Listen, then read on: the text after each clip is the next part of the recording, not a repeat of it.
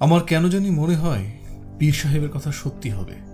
তোমার যেদিন বিয়ে হবে সেদিন বাবা সত্যি সত্যি উপস্থিত হবেন। উপস্থিত হলে তো ভালোই। সুপ্রভা খানিকক্ষণ ইতস্তত করে বলল, সবচেয়ে ভালো হয় তুমি যদি এখন বিয়ে করে ফেলো, বাবাকে আমরা তাহলে তাড়াতাড়ি পেয়ে যাব। তুমি যত দেরিতে বিয়ে করবে বাবাকে তত দেরিতে পাবো। ইমন তার বোনের দিকে তাকালো, কিছু বলল না। তার তাকানো দেখে বোঝা যাচ্ছে প্রসঙ্গটা তার মনে ধরছে না। সুপ্রভা অন্য প্রসঙ্গে চলে গেল। চোখ মুখ গম্ভীর করে বলল, শোভন ভাইয়েরা কি রাতে মাঝে মধ্যে আসে? না, আমার সঙ্গে একদিন দেখা হয়েছিল। আমি রিক্সা পাচ্ছিলাম না, রিক্সার জন্যে দাঁড়িয়েছিলাম। হঠাৎ দেখি লাল রঙের একটা গাড়ি এসে একেবারে আমার গা ঘেঁষে থেমেছে। প্রথমে তো আমি ভয় পেয়ে গেলাম। তারপর দেখি পেছনের সিটে টোকন ভাই আর শোভন ভাইয়া।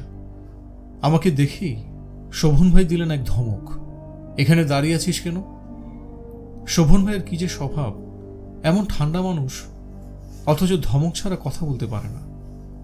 আমি বললাম, রিক্সার জন্য দাঁড়িয়ে আছি। তারপর বললাম, শোভন ভাইয়া, তোমার সাথে যখন গাড়ি আছে তখন গাড়ি করে আমাকে নামিয়ে দাও না। শোভন ভাইয়া বললেন, আমার ঠেকা পড়েছে। বলেই হুশ করে গাড়ি নিয়ে চলে গেল। দুজনেই দাড়ি রেখেছে, মুখ ভর্তি দাড়ি, দেখে চেনাই যায় না। চেহারা একদম বদলে গেছে। ছেলেদের কত মজা, ইচ্ছে করলে দাড়ি রেখে তারা চেহারা বদলাতে পারে। আমরা মেয়েরা সেটা পারি না, ঠিক না ভাইয়া? মেয়েদেরও দাড়ি গোঁফ গজানোর সিস্টেম থাকলে ভালো হতো, হতো না ভাইয়া? কি জানি, বুঝতে পারছি না। আমার কথা শুনতে কি তোমার বিরক্ত লাগছে? না, তাহলে এরকম বিরক্তি বিরক্তি ভাব নিয়ে কথা বলছো কেন? ইমন জবাব দিল না। সুপ্রভা তার সঙ্গে প্রচুর কথা বলে। ইমনের ইচ্ছে করে কথা বলতে, কেন জানি বলা হয় না, সে শুধু শুনেই যায়। সুপ্রভার কপালে ব্যান্ডেজ। কিভাবে ব্যথা পেল জানতে ইচ্ছে করছে, কিন্তু জানার জন্য প্রশ্ন করতে ইচ্ছে করছে না। ইমন যখন ঠিক করলো এখন সে জানতে চাইবে, তখনই সুপ্রভা চলে গেল। ইমনের মনে হলো ভালোই হয়েছে, প্রশ্ন করতে হলো না। রাতে সুপ্রভা মার সঙ্গে ঘুমোতে এলো। বালিশ নিয়ে এসে ঝুপ করে বিছানায় পড়ে গেল। পড়ার সময় শব্দটা একটু বেশি হলো। আতঙ্কে সুপ্রভা কিছুক্ষণ চুপ করে রইল। এই বোধহয় মা একটা ধমক দিলেন। সুরায় ধমক দিলেন না, বরং উল্টোটা হলো। স্বাভাবিক গলায় বললেন, সুপ্রভা আয়, চুল বেঁধে দিই। রাতে টান টান করে চুল বেঁধে না দিলে চুল বড় হয় না। সুপ্রভা মার কাছে চুল বাঁধতে গেল। মার মেজাজ এখন মনে হচ্ছে ভালো।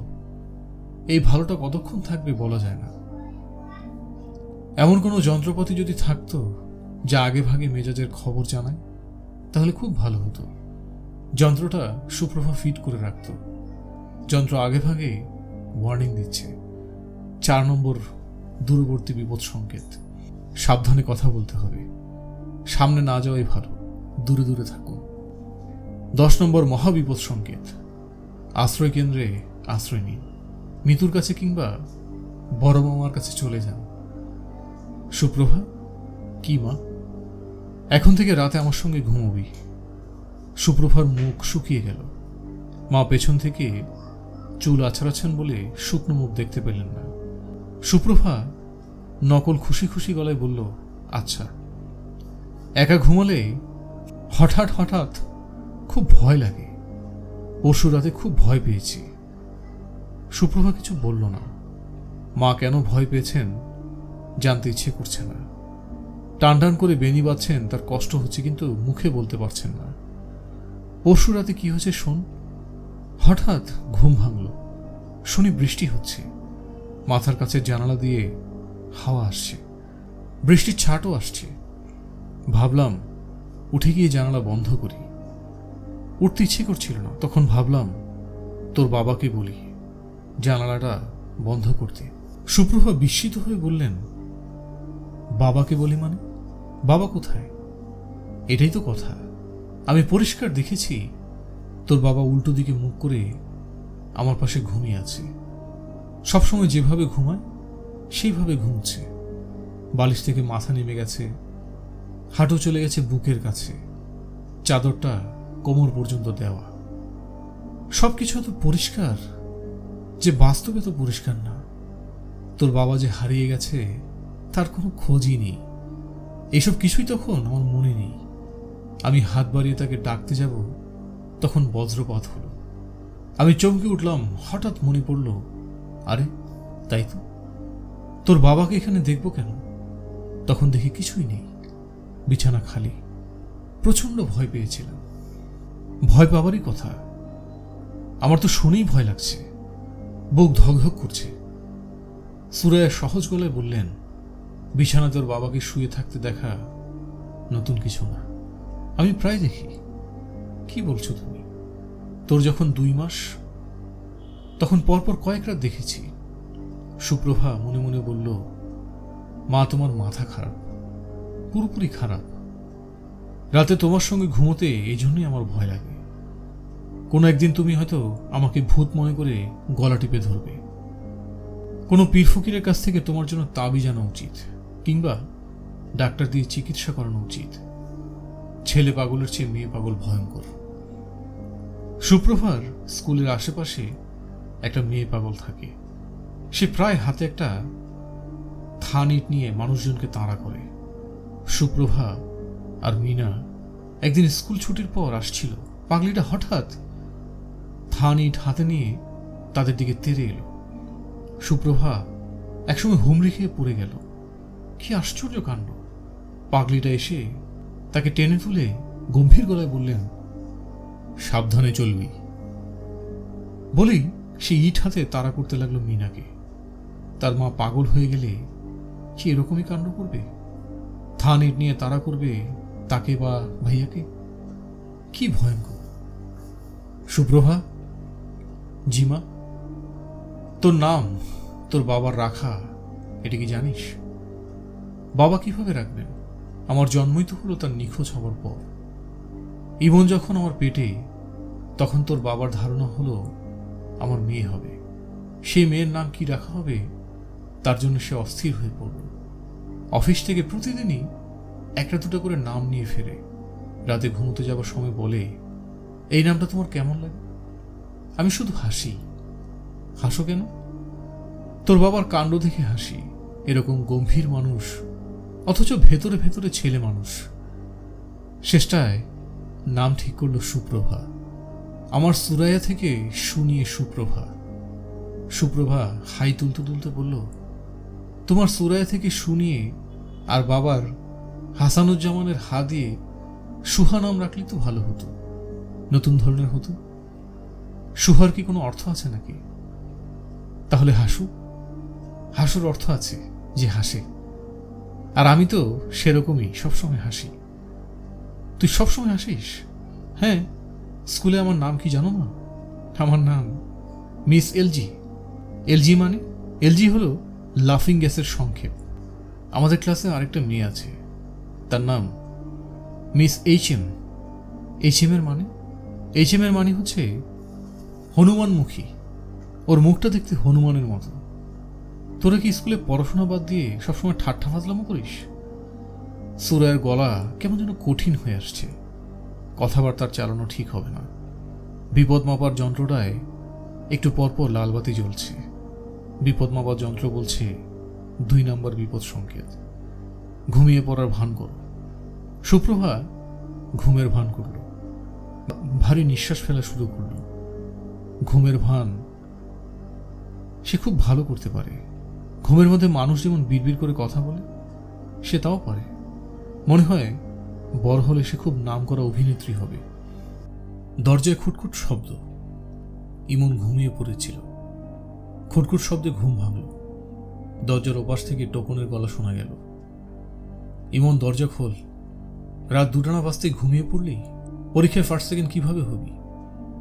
ইমন দরজা খুলল। 2 ভাই হাসি মুখে দাঁড়িয়ে। কাউকেই চেনা যাচ্ছে না। মাথার চুল প্রায় কদম ছাট করা। দুজনেরই দাড়ি রেখেছে, গোফ রেখেছে। শোভন বলল, চিনতে পারছিস? আমরাই আমাদের চিনি না, তুই চিনবি কিভাবে? যা ফ্রিজ খুলে দেখ খাবার টাবার কিছু আছে কিনা। খিদে জীবন যাচ্ছে। ইমন বলল, রাতে থাকবে? শোভন বলল, এখনো বুঝতে পারছি না, হ্যাবি একটা গোসল দেব। 7 দিন গোসল করিনি, গা থেকে পাঠার গন্ধ আসছে। কাছে আয়, সুখে দেখ। শোভন হাসছে, তার সঙ্গে টোকনও হাসছে। ইমনেরও খুব মজা লাগছে। ইমনের মনে হচ্ছে এই 2 ভাই তো আসলে সুখী আছে, মনের সুখে ঘুরে বেড়াচ্ছে, যা করতে ইচ্ছে হয় করছে। এই দাড়ি রেখে ফেলেছে, এই মাথা কামিয়ে ফেলছে, ঘর বাড়ির সঙ্গে কোনো সম্পর্ক নেই। ফ্রিজে বাসি খাবার যা পাওয়া যাবে তাই খাবে, ইচ্ছা হলে ঘুমোবে, ইচ্ছে না হলে রাতেই চলে যাবে। শোভন বাথরুমে ঢুকে পড়েছে। বাথরুমে দরজা খোলা, শাওয়ার ফুল স্পিডে ছেড়েছে, ঝড়ের মতো শব্দ হচ্ছে। ইমনের দায়িত্ব ফ্রিজ থেকে খাবার আনা। ইমন যাচ্ছে না, কারণ শোভন যখন বাথরুমে গোসল করে তখন ইমন বাথরুমের আশেপাশে থাকতে খুব পছন্দ করে। শোভনের স্বভাব হচ্ছে গায়ে পানি ঢালতে ঢালতে গান করা। কোনো গানই সে পুরোটা জানে না, 2 লাইন 4 লাইন জানে। 1 লাইনের রবীন্দ্রসঙ্গীত, কুসুমে কুসুমে চরণ চিহ্ন, তারপরে হিন্দি, বাচপান কে দিন ভোলা না দেনা। ইমনের ধারণা বাংলাদেশের শোভন ভাইয়ের চেয়ে ভালো গানের গলা আর কারণই নেই। শোভন বাথরুম থেকে চেঁচিয়ে বলল, ইমন, তোকে না খাবারের ব্যবস্থা করতে বললাম, তুই দাঁড়িয়ে আছিস কেন? যাচ্ছি। ওই গানটা গাও না। কোনটা? বাকের ভাইয়ের গানটা, হাওয়া আমি উঠতে যাই। কথা ভুলে গেছি, তোকে যা করতে বলেছি কর। যদি দেখিস ফ্রিজে কিচ্ছু নেই, তাহলে কাঁচা ডিম নিয়ে আসবি। কাঁচা ডিম লবণ দিয়ে খেতে মারাত্মক টেস্ট। ইমন তবুও যাচ্ছে না। শোভন ভাইয়া বাকের ভাইয়ের গান 1-2 লাইন অবশ্যই গাইবে, তারপর সে যাবে। শোভন শীষ দিতে দিতে হাওয়া মে উঠতে যায় গানটা ধরল। ইমনের রীতিমতো ঈর্ষা হচ্ছে। কাউকে কাউকে আল্লাহ এত ক্ষমতা দিয়ে পাঠান কেন? ফ্রিজে অনেক খাবার ছিল। সকালে নাস্তা খিচুড়ি রাতে রেঁধে ফ্রিজে ঢুকিয়ে রাখা হয়েছে। খিচুড়ির সঙ্গে গোশত জমে শক্ত হয়ে আছে। 2 ভাই খুব তৃপ্তি করে খেল। ইমন বলল, তোমরা কি আজ রাতেই চলে যাবে? টোকন হ্যাঁ সুযোগ মাথা নাড়ল। শোভন বলল, তোর কাছে একটা জিনিস রেখে যাব, কাপড় দিয়ে মোড়া। খবরদার খুলে দেখবি না ভেতরে কি, সাবধানে রাখবি। ইমন বলল, আচ্ছা। ইউনিভার্সিটিতে তোর কোনো সমস্যা হচ্ছে না তো? কি সমস্যা? ইউনিভার্সিটিটা হয়েছে রাজনীতির আখড়া। এ ওকে মারছে, ও তাকে ধমকাচ্ছে। তোকে যদি কেউ কিছু বলে আমাদের বলিস, ভুঁড়ি গালিয়ে দেব। ইমন হাসছে। শোভন বিরক্ত বলে বলল, হাসছিস কেন? ইমন বলল, মানুষের ফোটকা থাকে না, ফোটকা থাকে মাছের। শোভন বলল, নারী ভুঁড়ি এবং ফোটকা একই জিনিস। খাওয়া শেষ করে 2 ভাই রাত 3টার দিকে চলে গেল। বাকি রাতটা ইমনের ঘুম হলো না। তার বারবার মনে হলো সে একটা ভুল করেছে, তারও উচিত ছিল এই 2 জনের সঙ্গে চলে যাওয়া। অনেকক্ষণ ধরে টেলিফোন বাজছে। মিতু টেলিফোনের পাশেই ভ্রু কুঁচকে আছে। ক্রিঙ্কিং শব্দটা থামলে তো ভ্রু মসৃণ হবে। যে টেলিফোন করেছে সে এক সময় বিরক্ত হয়ে হাল ছেড়ে দেবে। মিতুর তাই ধারণা। ইদানিং খুব আজে বাজে কল আসছে। কথাবার্তার ধরন থেকে মনে হয় 19-এর ছাত্র। কুৎসিত বাক্য মুখে ঠিকমতো আসছে না, আবার বলার ইচ্ছেও আছে। মিতুর ধারণা 4-5 জনের একটা দল আছে। কুৎসিত কথা একজন বলে, অন্যরা হাতে মুখে চাপা দিয়ে খিখি করে হাসে। যেমন একজন বলল, আচ্ছা আপা, আপনার বুকের সাইজ কত? ব্রার নাম্বার কত? 34 নাকি 36? চারদিকে শুরু হলো খিখিক হাসি। এই জাতীয় একটা বাক্যেই সারাদিনের জন্য মেজাজ খারাপ হয়ে থাকে। মিতু প্রতিজ্ঞা করেছে সে টেলিফোন ধরবে না। আজ যে টেলিফোন করেছে তার ধৈর্য অসীম। সে বিরক্ত হয়ে লাইন কেটে দিচ্ছে না, ধরেই আছে। কিছুক্ষণ বিরতি নেয়, আবার করে। মিতু শেষটায় চোখ মুখ কঠিন করে রিসিভার হাতে নিল। ওপাশ থেকে মিষ্টি এবং কোমল গলায় একটা মেয়ে বলল, এটা কি ইমন ভাইয়াদের বাড়ি? মিতু বলল, হ্যাঁ, আপনি কি? আমি ইমনের বড় বোন। আপা আসসালামু আলাইকুম। ওয়ালাইকুম আসসালাম। ইমন ভাই কি বাসায় আছে? তুমি একটু ধরে থাকো, আমি দেখছি ও আছে কিনা। তোমার নাম কি? নবনী। নবনী বললেই সে তোমাকে চিনবে? জি। আচ্ছা, তুমি ধরে থাকো। মিতু ইমনের ঘরে ঢুকলো। ইমন পড়ছিল। মিতুকে দেখে শুধু তাকালো, কিছু বলল না। মিতু বলল, দিনের বেলা দরজা জানালা বন্ধ করে তুই পড়িস কিভাবে? অন্ধকারে চোখের 12টা বাজবে। ইমন কিছু বলল না। প্রশ্ন না করলে সে জবাব দেয় না। কখনো তাকে কোনো প্রশ্ন করা হয়নি। মিতু বলল, চা খাবি? ইমনের চা খাবার কোনো ইচ্ছে নেই, তবু সে হ্যাঁ সূচক মাথা নাড়ল। ইমন লক্ষ্য করেছে সে চা খেতে চাইলেই মিতু ট্রেতে করে 2 কাপ চা নিয়ে আসে। ইমনকে 1 কাপ দিয়ে নিজে 1 কাপ নেয়। চা খাবার সময়টা পা দুলিয়ে দুলিয়ে গল্প করে। মিতুর সেই গল্পগুলি হয় খুব মজার। চা খেতে ইচ্ছে না হলেও শুধুমাত্র গল্প শোনার লোভে ইমন চা খেতে চায়। মিতু আবার এসে টেলিফোন ধরল। হ্যালো নবনী। জি আপা।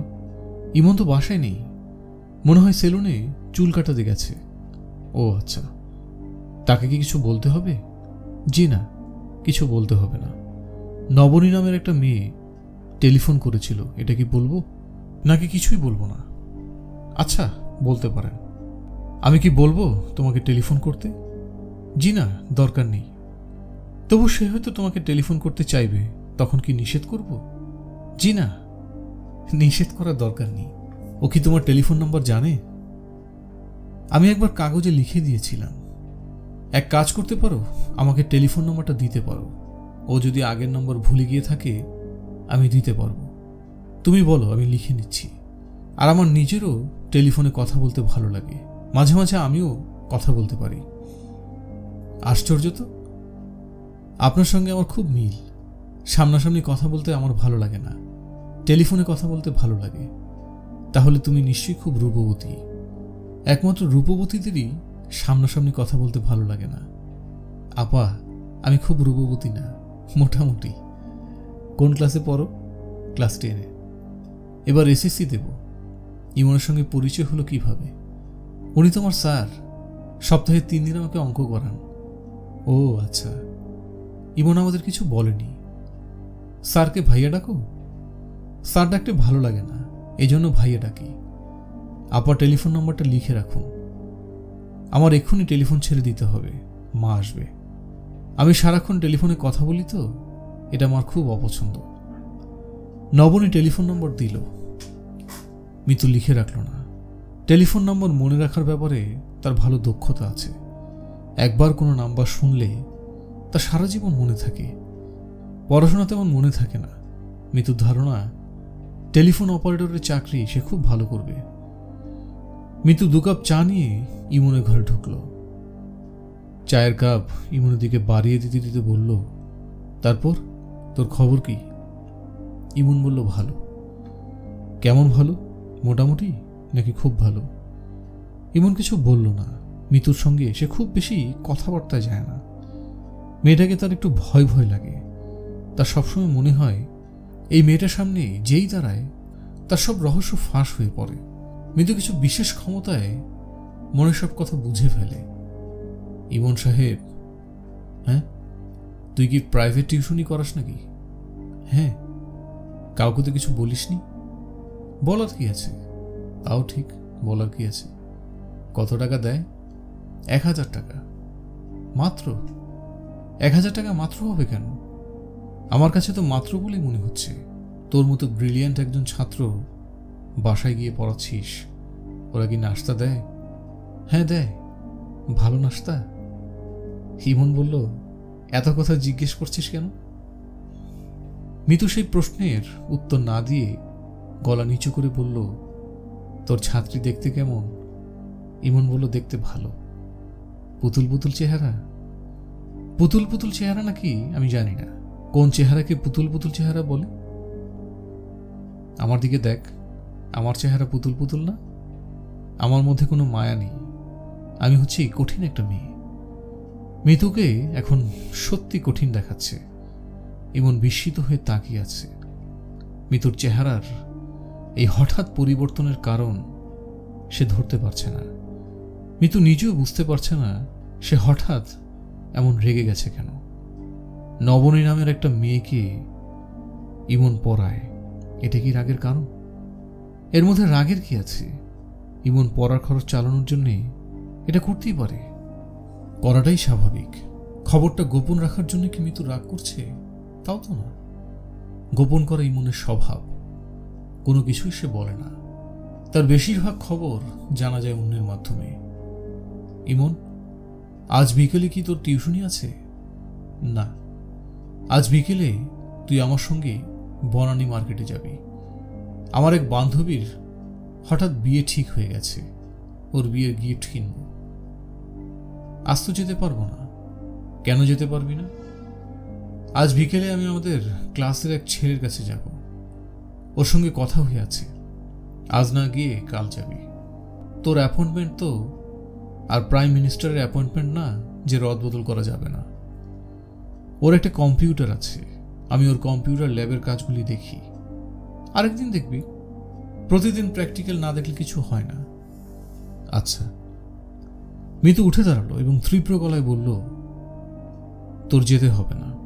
ঘর থেকে বের হওয়ার সময় সে এত দ্রুত বের হলো যে দরজায় বাড়ি খেয়ে মাথা ফুলে গেল। অন্য যে কোনো ছেলে হলে পুরো ঘটনার আকস্মিকতায় হকচকিয়ে যেত। ইমনের বেলায় তার ব্যতিক্রম হলো। সে সঙ্গে সঙ্গে বই নিয়ে বসল। বইয়ে সে ঠিক মন বসাতে পারল না। এই বইয়ের ফাঁকেই একটা রেজিস্ট্রির চিঠি লুকানো আছে। চিঠিটা গত সপ্তাহে এসেছে।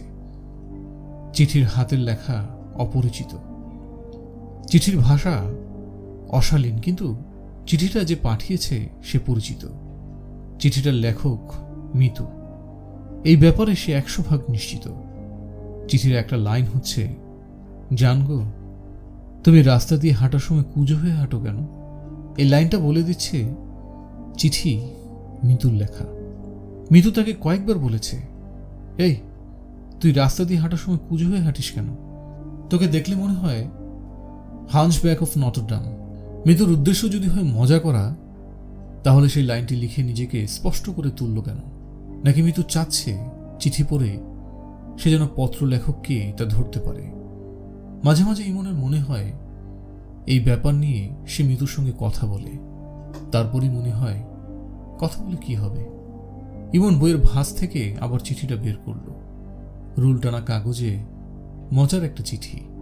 আচ্ছা, এমন কি হতে পারে যেটা তাকে খুব চিন্তা ভাবনা করে লেখা মিতুর প্রথম প্রেমপত্র? এর একটা জবাব পাঠিয়ে দিলে কেমন হয়? রেজিস্ট্রি করা জবাব। সম্বোধন হবে আমার প্রাণ পাখি বুলবুলি।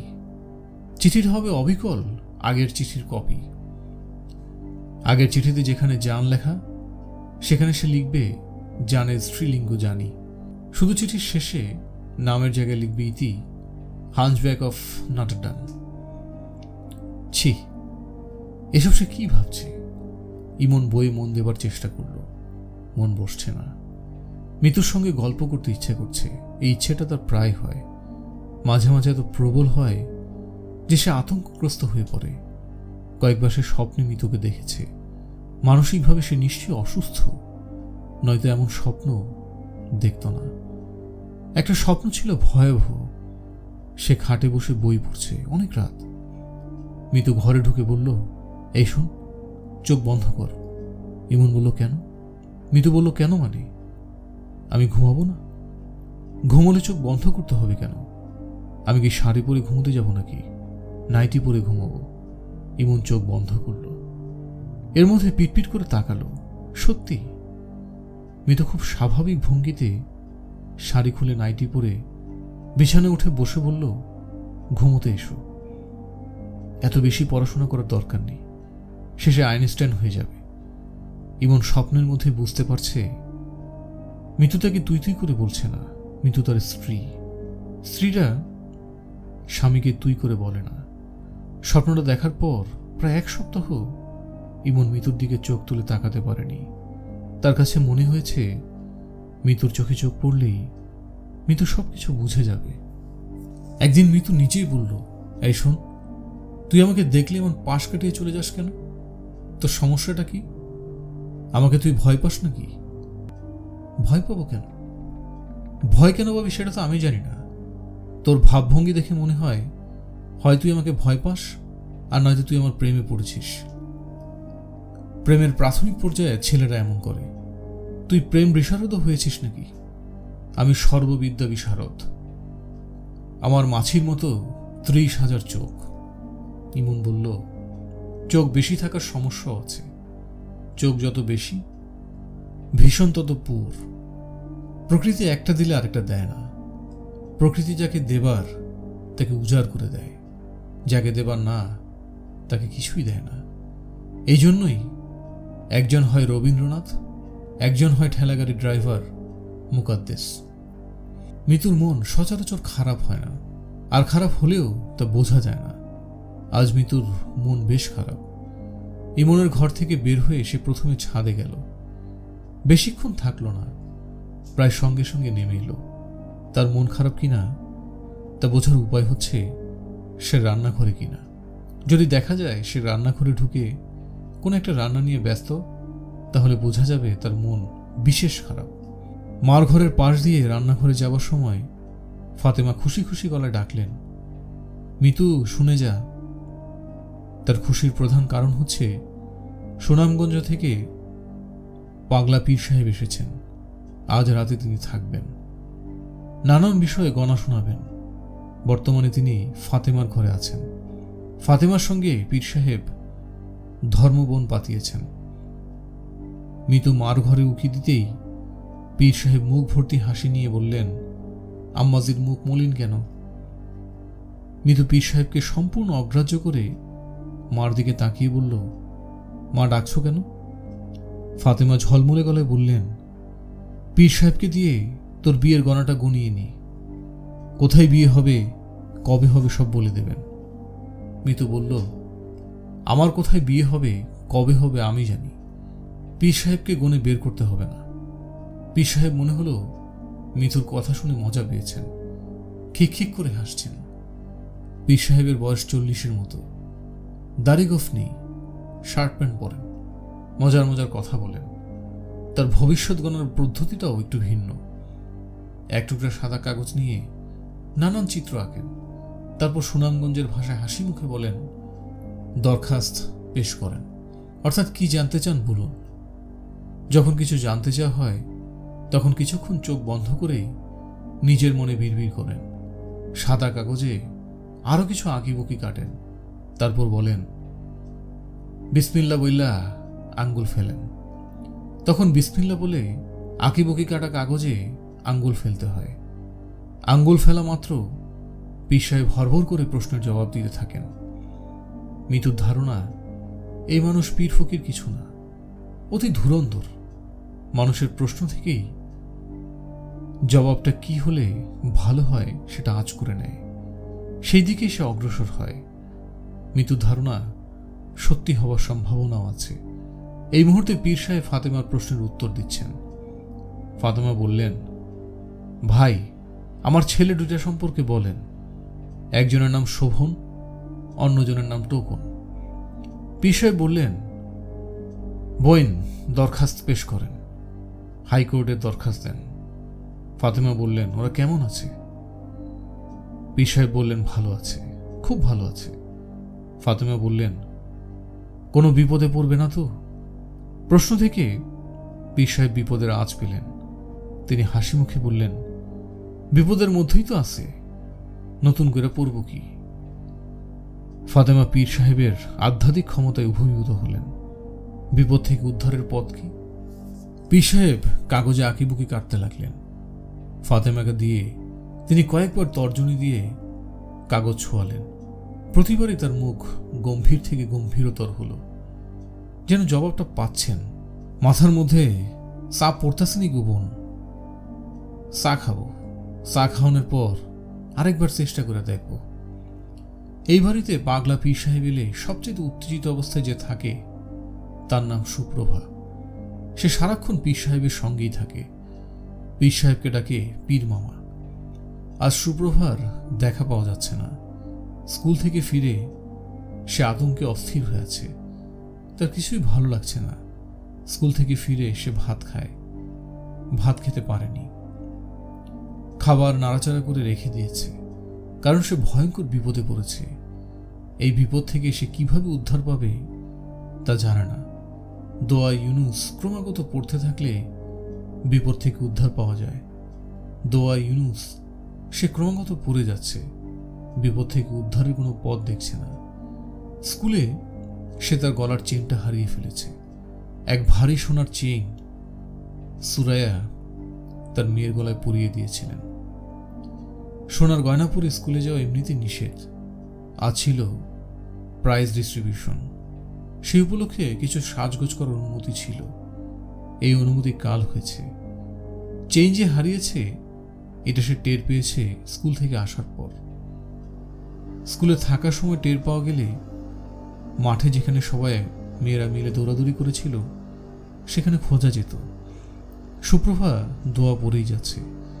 দোয়া যদি কবুল হয় তাহলে জিনিসটা কিভাবে পাওয়া যাবে সে বুঝতে পারছে না। হঠাৎ দেখা যাবে হারানো চেইন তার গলায় দুলছে, নাকি হঠাৎ স্কুলের দারোয়ান চাচা বাসায় উপস্থিত হয়ে বলবে, আপামনি আপনার চেইন পাওয়া গেছে। সমস্যা হচ্ছে স্কুলের দারোয়ান তো তার বাসার ঠিকানা জানে না।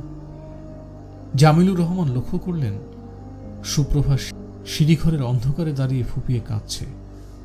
তিনি কাছে এগিয়ে গেলেন, গম্ভীর গলায় বললেন, কাঁদছিস কেন? সুপ্রভা জবাব না দিয়ে ছুটে এসে তার বড় মামাকে জড়িয়ে ধরল। জামিলুর রহমান বিরক্ত গলায় বললেন, কান্না বন্ধ করে বল, সমস্যা কি? মা বকা দিছে? না। তাহলে হয়েছেটা কি? সুপ্রভা ফুপাতে ফুপাতে তার সমস্যার কথা বলল। জামিলুর রহমান বললেন, কাপড় বদলে চল আমার সঙ্গে। কোথায় যাব? চল দেখি সমস্যার সমাধান করা যায় কিনা।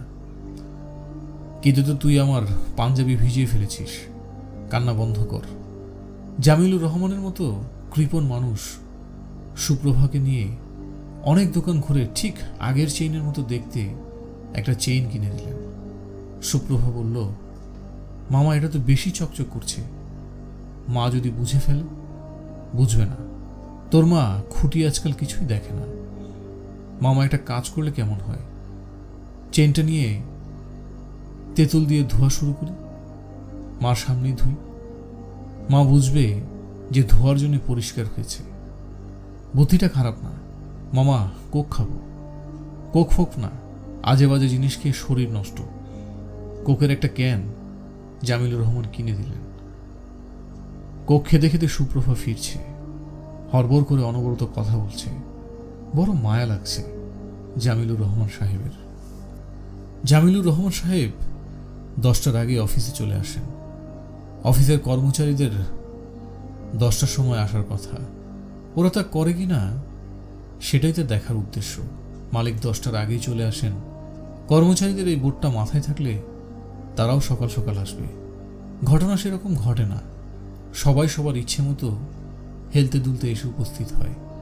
কেউ 10:30টায়, কেউ 11টায় এসে চায়ের অর্ডার, যেন অফিসে এসেছে চা খেতে। 12টা বাজতেই অফিসের পিয়ন শামসু মিয়া বের হয়ে যায় সিঙ্গারা আনতে। রাস্তার মোড়ে বিসমিল্লা রেস্টুরেন্টে সিঙ্গারা ভাজা হয়। শামসু মিয়া গরম সিঙ্গারা নিয়ে আসে। জামিলুর রহমান সাহেবের ধারণা ছিল সিঙ্গারা তারা নিজের টাকা কিনে এনে খায়। কিছুদিন হলো জেনেছেন ঘটনা তা না, খরচ যায় অফিস থেকে। কেশিয়ার বিনয়বাবু সিঙ্গারার দাম অফিস খরচে ঢুকিয়ে দিচ্ছেন। অফিসের হিসাবপত্র জামিলুর রহমান সাহেব খুব খুঁটিয়ে দেখেন না। হিসাবপত্র ঠিক থাকলেই হয়। তিনি দেখেন ব্যাংকে জমা টাকার হিসাব। মাঝে মাঝে কেশিয়ার বিনয়বাবু যখন বলেন, স্যার পেটি কেশে টাকা নাই, তখন চোখে চশমা দিয়ে পেটি কেশের বইয়ে চোখ বুলিয়ে যান। তার প্রায় মনে হয় মাসে মাসে 9,000 টাকা বাড়ি ভাড়া দিয়ে এমন একটা অফিস না হলেও তার চলত।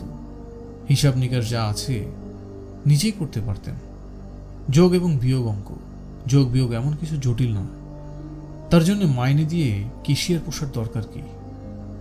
অফিস ম্যানেজার, ম্যানেজারের অ্যাসিস্ট্যান্ট, সাইকেল পিয়ন, সাধারণ পিয়ন সবই বাহুল্য। লাভের গুড় এরাই চেটেপুটে খেয়ে ফেলছে। শুধু গুড় খেয়ে তৃপ্ত না, বেলা 12টার সময় বিসমিল্লাহ রেস্টুরেন্টের সিঙ্গারাও খাচ্ছে।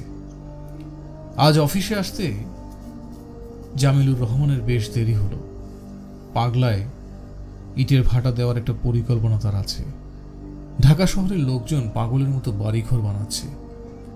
যত একতলা বাড়ি আছে সব ভেঙে রাতারাতি সেখানে 10 তলা 12 তলা অ্যাপার্টমেন্ট হাউস হচ্ছে। ইটের দাম বাড়ছে হু হু করে। ইটের ভাটিগুলি ইট সাপ্লাই দিয়ে কুল পাচ্ছে না। ব্যবসার এই লাইনটা ধরা দরকার। এসব ব্যাপারে কারোর সঙ্গে যে পরামর্শ করবেন তার সেই উপায় নেই। বুদ্ধিদাতা কাছের মানুষ তার কেউ নেই। ফাতেমার সঙ্গে ব্যবসা সম্পর্কে কোনো কথা তার কখনই হয়নি। ফাতেমা রাতে ঘুমোতে যাবার সময় স্বামীর সঙ্গে যেসব গল্প করেন তার বেশিরভাগই রোগ ব্যাধি সম্পর্কে। শরীর ম্যাচ করছে, হজম হচ্ছে না, চোখ ব্যথা হচ্ছে, রোদে তাকালে চোখ জ্বালা করে, চশমা নিতে হবে, এইসব। জামিলুর রহমান শুনে যান। হু হু করতে করতে একসময় ঘুমিয়ে পড়েন। ছেলে মেয়ে কারোর সঙ্গে তার কথাবার্তা হয় না। এরা যখন ছোট ছিল তখন তিনি ছিলেন তার ব্যবসা নিয়ে ব্যস্ত। একা মানুষের জন্যে এত বড় ব্যবসা দাঁড় করানো ভয়াবহ ব্যাপার। তিনি সেই ভয়াবহ কাণ্ডটা শান্তভাবে করেছেন। তা করতে গিয়ে সংসার থেকে দূরে সরে যেতে হয়েছে। মিতু, টোকন, শোভন এদের সঙ্গে দিনের পর দিন দেখাই হয়নি। বাসায় যখন ফিরেছেন তখন গভীর রাত। বাচ্চারা সবাই ঘুমিয়ে। তিনি ঘুম থেকে উঠে দেখেছেন বাচ্চারা স্কুলে। আজ তাদের সঙ্গে তার দূরত্ব অসীম। মিতু হয়তো বারান্দায় দাঁড়িয়ে আছে, তিনি বারান্দায় চেয়ার পেতে বসেছেন। মিতু তাকে দেখবে কিন্তু কিছু বলবে না। একবার এরকম তিনি বারান্দায় বসেছিলেন, অপেক্ষা করছেন ম্যানেজারের জন্য। ম্যানেজার এসে তাকে নিয়ে যাবে। তখন অদ্ভুত একটা ব্যাপার ঘটল। মিতু 1 কাপ চা নিয়ে এসে বলল, বাবা তোমার চা। তিনি বিস্মিত হয়ে বললেন, চা চাইনি তো। মিতু বলল, আমি বানিয়েছি, খাও। তিনি চায়ে চুমুক দিলেন। তার খুবই লজ্জা করতে লাগলো, যেন মিতুর এই হঠাৎ মমতা গ্রহণ করার যোগ্যতা তার নেই। তিনি একটা অন্যায় করেছেন।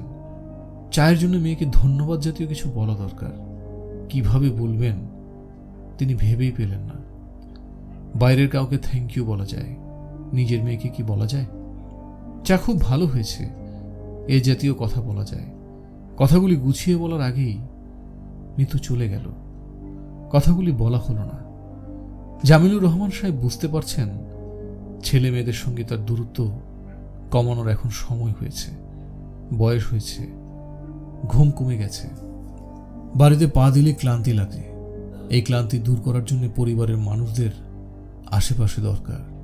তাছাড়া তিনি এক জীবনে কি করলেন না করলেন তাও তাদের শোনা দরকার। কোনো একদিন ঘুমের মধ্যে হঠাৎ মারা যাবেন, এটা কেউ জানতেও পারবে না। তার কত টাকা কোথায় খাটছে, কি কি ব্যবসা আছে, কয়টা ব্যাংকে অ্যাকাউন্ট আছে, তাদের সম্ভবত ধারণা তিনি কষ্ট সৃষ্টে কোনো মতো একটা ব্যবসা চালিয়ে যাচ্ছেন। ব্যবসার লাভে 3 তলা একটা বাড়ি হয়েছে, তাও পুরোটা শেষ হয়নি। ছাদের রেলিং হয়নি, দালান রং করা হয়নি। ব্যবসার আয় যা হচ্ছে তা দিয়ে অফিস খরচ চালাতেই তিনি হিমশিম খাচ্ছেন। হঠাৎ করে ট্রাক কিনে ঝামেলায় পড়েছেন, লসের উপর লস যাচ্ছে। ফাতেমা একবার বলেছিলেন, গাড়ি নাকি খুব সস্তা হয়েছে, সবাই গাড়ি কিনছে, তুমি একটা গাড়ি কিনতে পারো না? 3 লাখ টাকা দিলেই নাকি একটা রিকন্ডিশন গাড়ি পাওয়া যায়। তিনি কিছু বলেননি, শুধু অদ্ভুত দৃষ্টিতে স্ত্রীর মুখের দিকে কিছুক্ষণ তাকিয়েছিলেন। ফাতেমা এরপর আর গাড়ির প্রসঙ্গে কোনো কথা বলেননি। কিছু দিন হলো তার গাড়ি কিনতে ইচ্ছে করছে, নিজের জন্য না, বাড়ির জন্য। হঠাৎ ঝকঝকে একটা নতুন গাড়ি দেখলে তার ছেলে মেয়েদের মুখের ভাব কি হয় তা তার দেখার ইচ্ছা। এই ইচ্ছা তিনি চাপা দিয়ে রেখেছেন। গাড়ি কেনার অর্থই হচ্ছে গাড়ির সঙ্গে যন্ত্রণা কেনা, ড্রাইভার রাখা, ড্রাইভারের বেতন, সেই বেতন তার চলবে না, সে তেল চুরি করবে, নতুন চাকা বিক্রি করে পুরনো চাকা লাগিয়ে রাখবে, তার ছিঁড়ে রেখে বলবে গাড়ি নষ্ট, গ্যারেজে নিতে হবে। সেই গ্যারেজের সঙ্গে বন্দোবস্ত করা থাকবে 50-50 শেয়ার। 1000 টাকার কাজ করালে ড্রাইভার পেয়ে যাবে 500। কি দরকার? ঢাকা শহর হচ্ছে রিক্সার শহর। এক একটা শহরের সঙ্গে এক এক জিনিসের মানায়। ঢাকার সঙ্গে মানায় রিক্সা। তিনি নিজে রিক্সা চলাফেরা করেন, তার ভালোই লাগে। গাড়িতে ছোটাছুটি দরকার কি? Slow and steady wins the race. দৌড় যখন শুরু হয় তখন খরগোশ যেতে না, যেতে কচ্ছপ। তিনি জন্ম থেকেই কচ্ছপ। ইটের ভাটার ব্যাপারে এক দালালের সঙ্গে কথা বলার জন্য গোপীবাগ গিয়েছিলেন। দালাল শব্দটা শুনলেই মনে হয় আজে বাজে টাইপ মানুষ, যার কাজই লোক ঠকানো। জামিলুর রহমান সাহেব খুব ভালো করে জানেন দালালদের ক্ষমতা কি পরিমাণ হতে পারে। ভালো একজন দালাল ধরা মানে 16 আনা কাজের 8 আনা কমপ্লিট। তিনি যে দালালের কাছে গিয়েছিলেন তার নাম মোখলেস। 50-এর কাছাকাছি বয়স, ধূর্ত চেহারা, 2 চোখে সন্দেহ এবং অবিশ্বাস ছাড়ার কিছুই নেই। শুরুতে সে কথাবার্তা শুরু করেছিলেন তাচ্ছিল্যের ভঙ্গিতে। জামিলুর রহমান সেই তাচ্ছিল্য গায়ে মাখলেন না। ইটের ভাটি দিতে যাচ্ছেন? জি। কয়লার না গ্যাসের? গ্যাসের। কয়লার ব্যবহার তো নিষিদ্ধ। কোনো কিছুই নিষিদ্ধ না, বাংলাদেশের সবই সিদ্ধ। কোনোটা বেশি সিদ্ধ, কোনোটা অল্প সিদ্ধ। ইটের ভাটির ব্যবসা আগে কখনো করছেন? না। নতুন নামবেন? জি। মোখলেস অনেক সময় নিয়ে বিড়ি ধরল। কোমরের লুঙ্গির খুঁট থেকে পানের বাটি বের করে জর্দাভর্তি পান মুখে দিল। চোখ বন্ধ করে পান চিবোতে লাগলো। জামিলুর রহমান সাহেব অপেক্ষা করতে লাগলেন। 1 সপ্তাহের নোটিশে 1.5 কোটি টাকা ক্যাশ বাইর করতে পারবেন? জামিলুর রহমান শীতল গলায় বলল, পারব। আমার খোঁজ আপনি কার কাছ থেকে পেয়েছেন? কার কাছে খোঁজ পেয়েছি এটা জানা কি আপনার দরকার? না, দরকার নাই।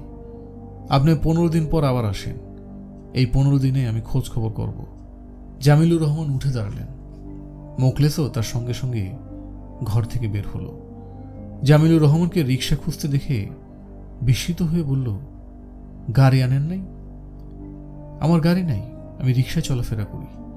মোখলেস বলল, আমার প্রাইভেট বেবি আছে, আপনারা দিয়ে আসুক। দরকার নাই, পেট্রোলের গন্ধ আমার সহ্য হয় না। স্যার, আপনার ঠিকানা দিয়ে যান, 15 দিন পর আমি নিজে আসব, তখন ঠিকানা দেব। জি আচ্ছা। মোখলেসের কাছ থেকে আসতে গিয়েই অফিসে তার দেরি হলো। তিনি অফিসে পৌঁছলেন 12টার দিকে। অফিসে পৌঁছেই মনে হলো কোন একটা ঝামেলা হয়েছে। সবার মুখ থমথমে। অফিসের পিয়ন দৌড়ে তার ঘর খুলে দিল, ফ্যান ছেড়ে দিল। পিরিচ দিয়ে ঢাকা ঠান্ডা গ্লাস পানি টেবিলে রাখল। অফিসে পা দিয়ে তিনি ঠান্ডা গ্লাস পানি খান। পানি গ্লাস শেষ করে তোয়ালে দিয়ে মুখ মুছতে মুছতে জামিলুর রহমান বললেন, শামসু মিয়া, কি ব্যাপার? কেশিয়ার সাহেব আপনারে বলবো। তুমি বললে কোনো অসুবিধা আছে? ঘটনা কি আগে তুমি বলো, তারপর কেশিয়ারের কাছ থেকে শুনব। আমি কিছু জানি না স্যার। ঘটনার সময় আমি বাইরে ছিলাম। ম্যানেজার সাহেব আমার চিঠি পোস্ট করতে বলছিলেন। আমি গিয়েছি চিঠি পোস্ট করতে, তখন ঘটনা ঘটছে। ঘটনা কি? ছোট সাহেব এসেছিলেন। ছোট সাহেব মানে কি? শোভন? জি। তারপর? আপনি কেশিয়ার সাহেবের জিজ্ঞান। তোমাকে জিজ্ঞেস করছি, তুমি বলো। শোভন এসে টাকা চাইল? যে। টাকা নিয়ে চলে গেছে? যে। কত টাকা? পেটি ক্যাশে যত ছিল সবই নিছে। কত ছিল? মনে হয় 30,000। আজ একটা পেমেন্ট দেওয়ার কথা। চেক ক্যাশ করাইছে। শোভন একা এসেছিল? যে না, টোকন ভাইও ছিল। গাড়িতে বসে ছিল, নামে নাই। নামছে খালি শোভন ভাইয়া। শোভন টাকা চেয়েছে আর বিনয়বাবু আয়রন শেফ খুলে টাকা দিয়ে দিয়েছে। উনি দিতে চান নাই। ম্যানেজার সাহেব ওনারে দিতে বলছেন। ম্যানেজার সাহেব খুব ভয় পাইছেন। ভয় পেয়েছে কেন? শোভন পিস্তল বের করেছিল? জি। আচ্ছা যাও, ক্যাশিয়ার সাহেবরা আসতে বলি। কাউকে আসতে বলতে হবে না, যখন ডাকবো তখন আসবে। স্যার, চা বানাই দিব? না, দরজা লাগিয়ে দিয়ে যাও। শামসু দরজা লাগিয়ে ভীতমুখে বের হয়ে গেল। জামিলুর রহমান চুপচাপ চেয়ারে বসে রইলেন। তার বুকে চিনচিন ব্যথা হচ্ছে, শরীর ঘামছে। হার্ট অ্যাটাকের প্রাথমিক পর্যায়ে না তো? না, তা না। এরকম তার আগেও কয়েকবার হয়েছে। চুপচাপ বসে থাকলে ঠিক হয়ে যাবে। এখন তার করণীয় কি? পুলিশে খবর দেবেন? পুলিশকে বলবেন আমার 2 ছেলে এসে ডাকাতি করেছে, আর্মড রোবারি, সঙ্গে পিস্তল ছিল। না, তা করা যাবে না। জামিলুর রহমান তার মন অন্যদিকে ফেরাবার চেষ্টা করলেন। পারছেন না, না পারলেও চেষ্টা করতে হবে। আজকের কাগজ পড়া হয়নি, কাগজ পড়া যেতে পারে। তিনি বেল টিপলেন, শামসু ঢুকল। তিনি বললেন, দেখি আজকের কাগজটা। চা দিব স্যার? দাও, চা দাও। বুকের চিনচিন ব্যথাটা মনে হয় কমে আসছে। ব্যথা পুরোপুরি কমুক, তখন বিনয়ের সঙ্গে কথা বলা যাবে। তিনি সিঙ্গারার গন্ধ পেলেন। 12টা বেজেছে, অফিসের সিঙ্গারা চলে এসেছে। কি এমন জিনিস যে প্রতিদিন খেতে হয়? তিনি নিজে আজ একটা খেয়ে দেখবেন নাকি? ফাতেমার মেজাজ আজ খুব চড়ে গেছে। মেজাজ চড়ার মতো তেমন কোনো বড় ঘটনা ঘটেনি। মাঝে মাঝে অতি তুচ্ছ ব্যাপারে তার মাথায় রক্ত উঠে যায়। তখন তিনি কি বলবেন বা কি করবেন নিজেই জানেন না। এখন তার চোখ রক্তবর্ণ, কথা জড়িয়ে যাচ্ছে। তিনি সুপ্রভার দিকে তর্জনী উঁচিয়ে বলছেন, তোর মাকে বল এক্ষুনি বাড়ি থেকে বের হতে, এক্ষুনি। অনেকদিন ফকির খাওয়ানো হয়েছে, আর না। হোটেলের ফ্রি খাওয়া, ফ্রি থাকা যথেষ্ট হয়েছে। এখন পথে নামতে বল, গতর খাটিয়ে খেয়ে দেখুক কেমন লাগে। এইখানে থেমে গেলে হতো। তিনি এখানে থামলেন না। পথে নেমে কিভাবে জীবনযাপন করলে খেয়ে পড়ে বাঁচা যায় তা বলতে শুরু করলেন। ইঙ্গিত টিঙ্গিতের ধার ধারলেন না, ভয়াবহ কথা বলতে শুরু করলেন। মা মেয়ে ঠোঁটে লিপস্টিক মেখে চন্দ্রিমা উদ্যানে হাঁটবি, কাস্টমার চলে আসবে, কোলে করে নিয়ে যাবে, কোলে কোলে থাকবি, সুখে ভাড়া খাটবি। এখানে তো কোলে করে কেউ রাখে না, পথে নামলেই কোল পাবি। সুপ্রভা ভয় এবং লজ্জায় থরথর করে কাঁপছে। মনে মনে বলছে, আল্লাহ তুমি মামিকে থামাও, তুমি দয়া করে মামিকে থামাও। মামির কথা শুনে সে যতটা ভয় পাচ্ছে তার চাইতে বেশি ভয় পাচ্ছে মা এখন কি করবে এই ভেবে। চুপচাপ সব হজম করবে এই প্রশ্নই আসে না। সুপ্রভার ধারণা কিছুক্ষণের মধ্যেই তার মা বলবেন, সুপ্রভা ইমনকে বল একটা বেবি ট্যাক্সি ডাকতে, আমরা চলে যাব। সুপ্রভা যদি বলে মা কোথায় যাব, তিনি অবশ্যই বলবেন চন্দ্রিমা উদ্যানে, ভাড়া খাটব। এখন বাজে রাত 10টা, বড় মামাও বাসায় নেই। উপায়টা কি হবে? মৃদু আপা আছেন, মার চিৎকার কথাবার্তা তিনি সব শুনছেন, কিন্তু কিছুই বলছেন না। সুপ্রভা দেখল মিতু আপা মগ ভর্তি চা নিয়ে ছাদে উঠে যাচ্ছে। এখন মা যদি সত্যি সত্যি বেবি ট্যাক্সি আনায় তাহলে কেউ থাকবে না মাকে বুঝিয়ে দুটা কথা বলার। সুপ্রভার চিৎকার করে কাঁদতে ইচ্ছে করছে, কাঁদছে না ভয়ে। কাঁদলে বড় মামি আরো রেগে যেতে পারেন। যে ঘটনা থেকে এত কিছু, সেই ঘটনা খুবই সামান্য। ফাতেমার পায়ে পানি এসে পা ফুলে গেছে। কাজের মেয়েকে বলেছেন 1 গামলা গরম পানি এনে দিতে। গরম পানিতে পা ডুবিয়ে বসে থাকবেন। সেই পানি আনতে অনেক দেরি করল, কারণ সে সুরাইয়াকে দোতলায় ভাত দিতে গিয়েছিল। ফাতেমা বললেন, ভাত ঘরে গিয়ে দিয়ে আসতে হবে কেন? নিচে নেমে খেতে পারে না? কাজের মেয়ে বলল, আম্মা আমি ছোট মুখে অত বড় কথা বলি কেমনে? ভাত চায়, ভাত দিয়ে আসি। চা চায়, চা দিয়ে আসি। ফ্রিজে ঠান্ডা পানি চায়, পানি দিয়ে আসি। আমার কাম হয়েছে সিঁড়ি বাবা। আম্মা আমারে ক্ষমা দেন, চাকরি অনেক করছি আর না। ফাতেমার বারুদের বস্তায় আগুন লেগে গেল। প্রথমে গরম পানির গামলা লাথি মেরে উল্টে দিলেন, শুরু করলেন চিৎকার। দুর্ভাগ্যক্রমে সুপ্রভা তখন তার সামনে। সে সরে পড়তে চেয়েছিল। ফাতেমা কঠিন গলায় বললেন, খবরদার নড়বি না, খবরদার বললাম। ফাতেমার চিৎকার থামার পর সুপ্রভা খুব সাবধানে দোতলে উঠল, মার ঘরে উকি দিল। মা রাতের খাওয়া শেষ করেছেন, দেয়ালে হেলান দিয়ে খাটে বসে আছেন। তাকে দেখেই বোঝা যাচ্ছে চিৎকার চেঁচামেচি সবই কানে গেছে। তার চোখ মুখ অস্বাভাবিক শান্ত। এই অস্বাভাবিক শান্ত ভাবটা মারাত্মক। আজ খুবই ভয়ঙ্কর কিছু ঘটবে। সুরায় মেয়ের দিকে তাকিয়ে অত্যন্ত স্বাভাবিক গলায় বললেন, সুপ্রভা, রাতের খাওয়া খেয়েছিস? সুপ্রভা ভয়ে ভয়ে বলল, হ্যাঁ। ইমন ইমন খেয়েছে? হ্যাঁ। আমাকে একটু পান সুপারি এনে দে তো, পান খেতে ইচ্ছে করছে। চুন আলাদা করে আনবি। আচ্ছা। সুপ্রভা পান আনতে নিচে গেল। মার ব্যাপারটা এখনো কিছু বোঝা যাচ্ছে না। অতি স্বাভাবিক আচরণ করছেন, সেটাই অস্বাভাবিক। সুপ্রভার ভয় লাগছে। মিতু আপাকে ছাদ থেকে ডেকে নিয়ে আসতে ইচ্ছে করছে। মিতু আপা আশেপাশে থাকলেও একটা ভরসা। পিরিচে করে দুটা বানানো পান সুপ্রভা মার জন্য এনেছে। এক পাশে চুন, আরেক পাশে মৌরি, দুটা এলাচ। যেন পিরিচের দিকে তাকালেই মার মনটা ভালো হয়। সুপ্রভা, জিমা, ইমন কি করছে? পড়ছে। ওকে একটু ডাক তো, ওর সঙ্গে কথা আছে। আচ্ছা। তোর বড় মামা কি বাসায় আছে? জি না। ভাইজান কখন ফিরেন? 11টার মধ্যে সবসময় ফেরেন।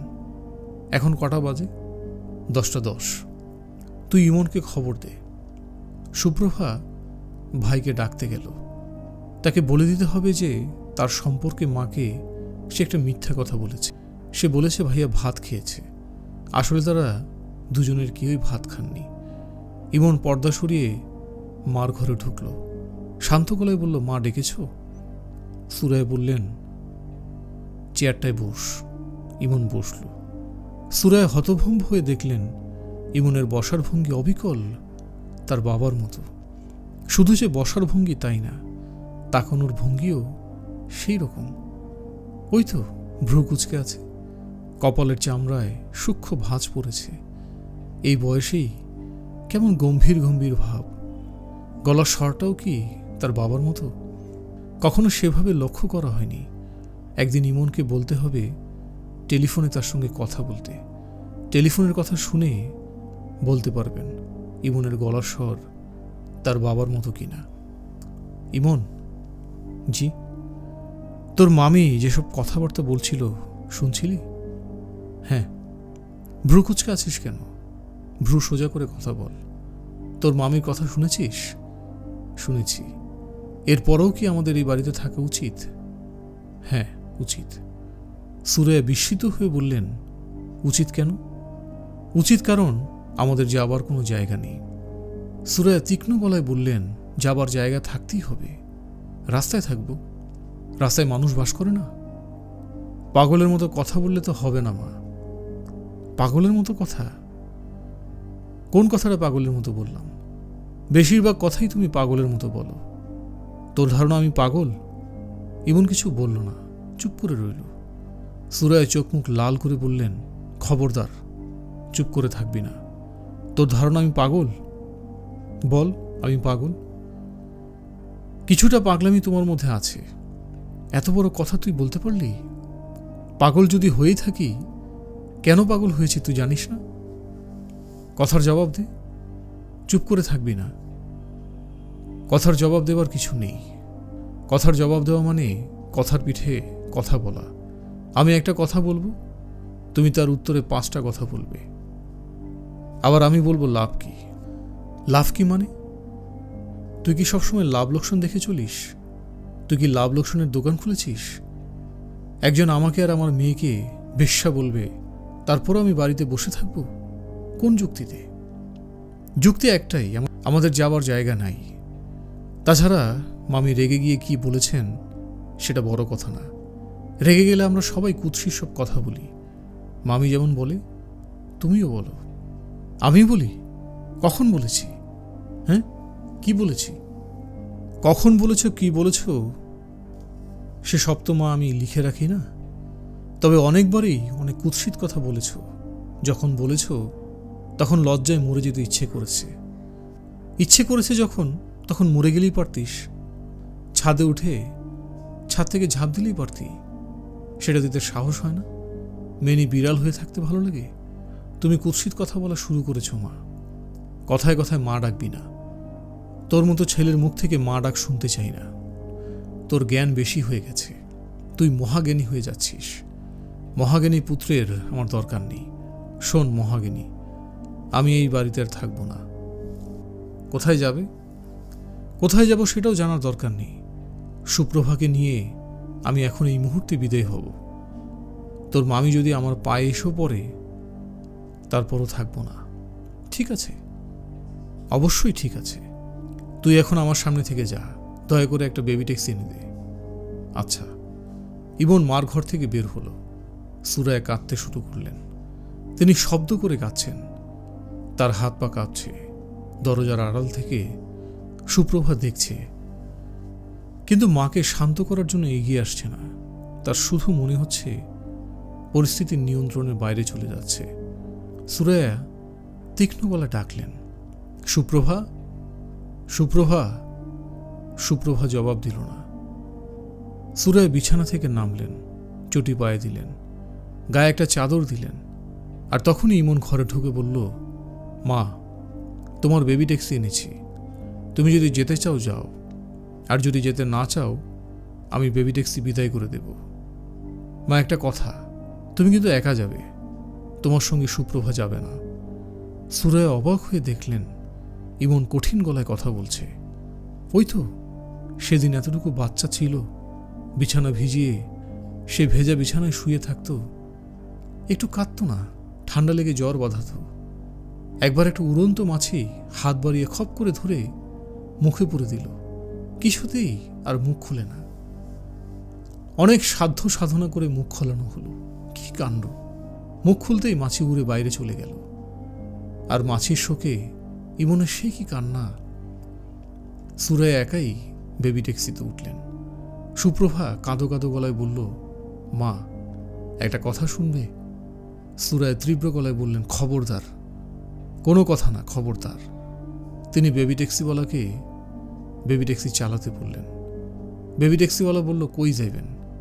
তাই তো, তিনি কোথায় যাবেন? অনেক চেষ্টা করেও তিনি কোনো ঠিকানা মনে করতে পারলেন না। এমন কেউ কি আছে যার কাছে আজ রাতটা কাটানো যায়? থাকার তো কথা। তার দূর সম্পর্কের এক খালা, মিলি খালা, থাকেন যাত্রাবাড়িতে। মিলি খালার সঙ্গে একসময় ভালো যোগাযোগ ছিল। যাত্রাবাড়িতে তার বাসায় সুরায়া কয়েকদিন গিয়েছে, কিন্তু এখন খুঁজে ঠিকানা বের করতে পারবে না। কলেজ জীবনের কয়েকজন ঘনিষ্ঠ বান্ধবী ছিল, তারা এখন কে কোথায় আছে কিচ্ছু জানেন না। আগে যে বাড়িতে থাকতেন সেই বাড়িতে গেলে কেমন হয়? বাড়িওয়ালার স্ত্রীকে যদি বলেন, আজ রাতটা আমি আপনার বাড়িতে থাকব, তিনি নিশ্চয়ই তাকে বের করে দেবেন না। আগের বাড়ির ঠিকানা তিনি জানেন। বেবি ট্যাক্সিওয়ালা আবারও বললেন, কই যাইবেন? তিনি বললেন, মালিবাগ। 30 টাকা ভাড়া পড়ব, 30 টাকাই দেব। তার সঙ্গে টাকা আছে, খুব বেশি না, তবে আছে। 700 টাকার মতো আছে। কিছু ভাঙতিও থাকার কথা। আগের বাড়িওয়ালার বাড়িতে না গিয়ে কোন একটা হোটেলে কি উঠা যায় না? মাঝারি মানের কোনো হোটেল। খুবই কি অস্বাভাবিক হবে? একা মেয়ে দেখে হোটেলওয়ালা কি তাকে ঘর দেবে না? আচ্ছা, বেবি ট্যাক্সিওয়ালাকে যদি বলেন, ভাই শুনেন, আজকের রাতটা আমি আপনার ফ্যামিলির সঙ্গে কাটিয়ে দিতে চাই, সকালবেলা আমি জায়গা খুঁজে নেব, তখন কি হবে? খুবই আশ্চর্যের ব্যাপার, দীর্ঘদিন তিনি যে বাড়িতে ছিলেন সে বাড়ি খুঁজে পেলেন না।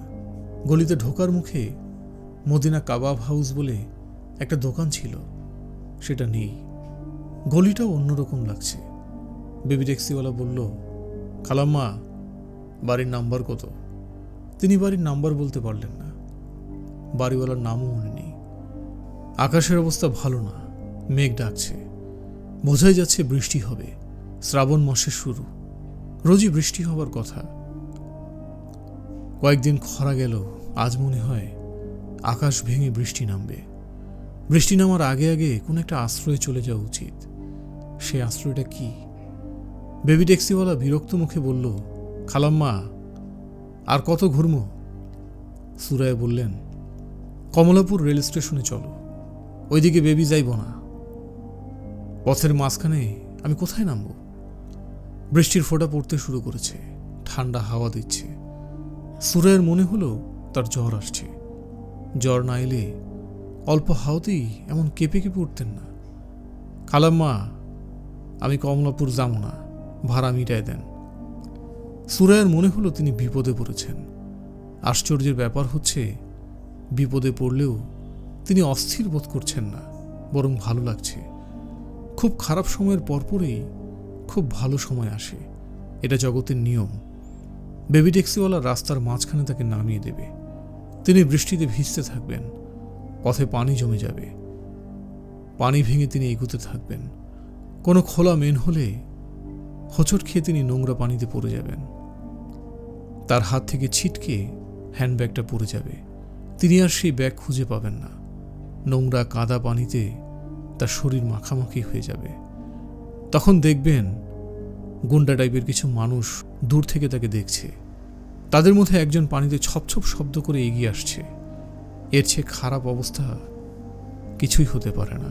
এরকম খারাপ অবস্থার পরেই ভালো অবস্থা আসে। সেই ভালো অবস্থাটা কি? বৃষ্টি জোরে সোরে নেমেছে। বেবি ট্যাক্সিওয়ালা তাকে নামিয়ে দেয়নি, বরং বেবি ট্যাক্সি চালিয়ে নিয়ে যাচ্ছে। মনে হয় কমলাপুর রেল স্টেশনের দিকেই নিয়ে যাচ্ছে। তিনি কিছু জিজ্ঞেস করলেন না, নিয়ে যাক, যেখানে খুশি নিয়ে যাক। বেবি ট্যাক্সি থেকে বৃষ্টি দেখতে তার ভালো লাগছে। শীত ভাবটা যদিও আরও প্রবল হয়েছে। আচ্ছা, আজ রাতে তার জীবনের বিস্ময়কর কোনো ঘটনা ঘটবে নাকি? কমলাপুর রেল স্টেশনে নেমেই যদি দেখেন ইমনের বাবা ট্রেন থেকে নেমেছে, রিক্সা খুঁজছে। ঝড় বৃষ্টির রাত, তাই রিক্সা পাচ্ছে না।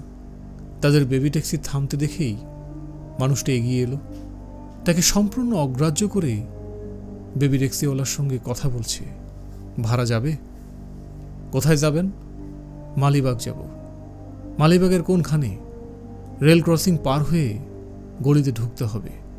গলির মোড়ে একটা কাবাবের দোকান আছে, মদিনা কাবাব হাউস নাম। কাবাব হাউস পার হয়ে অল্প একটু গেলেই হবে। তখন পেছনের সিট থেকে সুরায়া বলবে, তোমার কি বাড়ির নাম্বারটা মনে আছে? বাড়ির নাম্বার কিংবা বাড়িওয়ালার নাম মনে না থাকলে বাড়ি খুঁজে পাবে না। তখন মানুষটা দারুণ অবাক হয়ে বলবে, আরে সুরায়া, তুমি কোথা থেকে? সুরায়া ক্লান্ত ভঙ্গিতে বলবেন, জানি না কোথা থেকে। মানুষটা বলবে, তুমি এরকম কেঁপে কেঁপে উঠছো কেন? জ্বর নাকি? বলেই হাত বাড়িয়ে কপাল ছুঁয়ে আতকে উঠে বলবে, তোমার তো গায়ে অনেক জ্বর, শাড়িও ভিজিয়ে ফেলেছ। সুরায়া বলবে, এই শাড়িটা দেখে তুমি কি কিছু বলতে পারবে? কোনো স্মৃতি কি তোমার মনে পড়ে? কোনো কিছু মনে পড়ছে না তো, মনে করার চেষ্টা করো। আচ্ছা, আমি তোমাকে সাহায্য করি। তারিখটা হচ্ছে 15ই আগস্ট, তোমার জন্মদিন। কিছুই মনে পড়ছে না? আর একটু চিন্তা করো। তোমার জন্মদিনে আমি তোমাকে একটু উপহার দিলাম। তুমি প্যাকেট খুলে দেখলে এই শাড়িটা। তুমি বিস্মিত হয়ে বললে, এটা আমার উপহার? শাড়ি? আমি বললাম হ্যাঁ। তুমি অবাক হয়ে তাকালে। তখন আমি বললাম, শাড়িটা তোমাকে দিলেও পরবো আমি, এবং এই শাড়ি পরে সুন্দর হয়ে তোমার সামনে উপস্থিত হব। কাজেই উপহারটা তোমার জন্যই হলো, তাই না? তুমি চেয়ে বললে, হ্যাঁ, অবশ্যই আমার জন্যে। এই শাড়ি আমি বৎসরে শুধু একবারই পরি, তোমার জন্মদিনে, 15ই আগস্ট। আজ 15ই আগস্ট। মজার ব্যাপার কি জানো? আজ যে তোমার জন্মদিন, তোমার ছেলেমেয়েরা তা জানে না। আজকের মতো দিনে তাদের কারণে আমি বাড়ি থেকে বের হয়ে এসেছি। এসে অবশ্যই ভালোই হয়েছে, তোমার সঙ্গে দেখা হয়ে গেল। সুপ্রভা কাঁদছে, ইমন গম্ভীর মুখে বসে আছে। বোনকে সান্ত্বনা দিয়ে কোনো কথা বলছে না। কিছুক্ষণ আগে মিতু এসেছিল, সে কিছুক্ষণ বসে উঠে চলে গেছে। সুপ্রভা কাঁদতে কাঁদতে বলল, ভাইয়া, মা এখন কোথায়? ইমন বলল, আমি কি করে বলবো কোথায়? তোমার দুশ্চিন্তা হচ্ছে না? হচ্ছে। খুঁজতে যাবে না? কোথায় খুঁজব? সুপ্রভা চোখ মুছে। ইমন বোনের দিকে তাকিয়ে আছে, তার চোখ মুখ কঠিন। তাকে দেখে মনে হচ্ছে সে খুব রেগে আছে। ভাইয়া, বাইরে খুব ঝড় বৃষ্টি হচ্ছে। বর্ষাকালের ঝড় বৃষ্টি তো হবেই। তোমার একটুও দুশ্চিন্তা লাগছে না? সুপ্রভা, শোন, মায়ের পাগলামি যতদিন যাচ্ছে তত বাড়ছে। কেউ মাকে কিছু বলছে না। মাকে বলা উচিত না?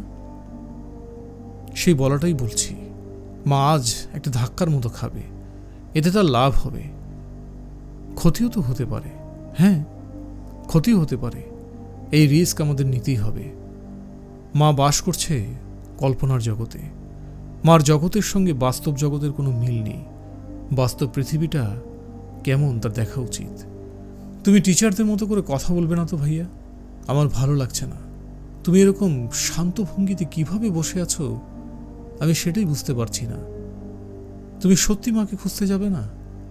না, আমি বড় মামাকে নিয়ে মার খোঁজে যাব। বড় মামা সকালবেলা চিটাগাং গিয়েছে, আজ রাতে ফিরবেন না। ওহ সুপ্রভা, শোন, তুই আমার সামনে বসে কাঁদবি না, দেখতে খারাপ লাগছে। সুপ্রভা উঠে চলে গেল। যে ভঙ্গিতে গেল তাতে মনে হলো এক্ষুনি সে একাই বাড়ি থেকে বের হয়ে যাবে। সে গেল দোতলার বারান্দায়, রেলিং ধরে দাঁড়িয়ে থাকলো। তার চোখে মুখে বৃষ্টি পড়ছে, বৃষ্টির পানিতে এবং চোখের জলে একাকার হয়ে যাচ্ছে। অনেকক্ষণ ধরে টেলিফোন বাজছে। মিতু উঠে গিয়ে রিসিভার হাতে নিয়ে হ্যালো বলতেই ওপাশ থেকে টেলিফোন রেখে দিল।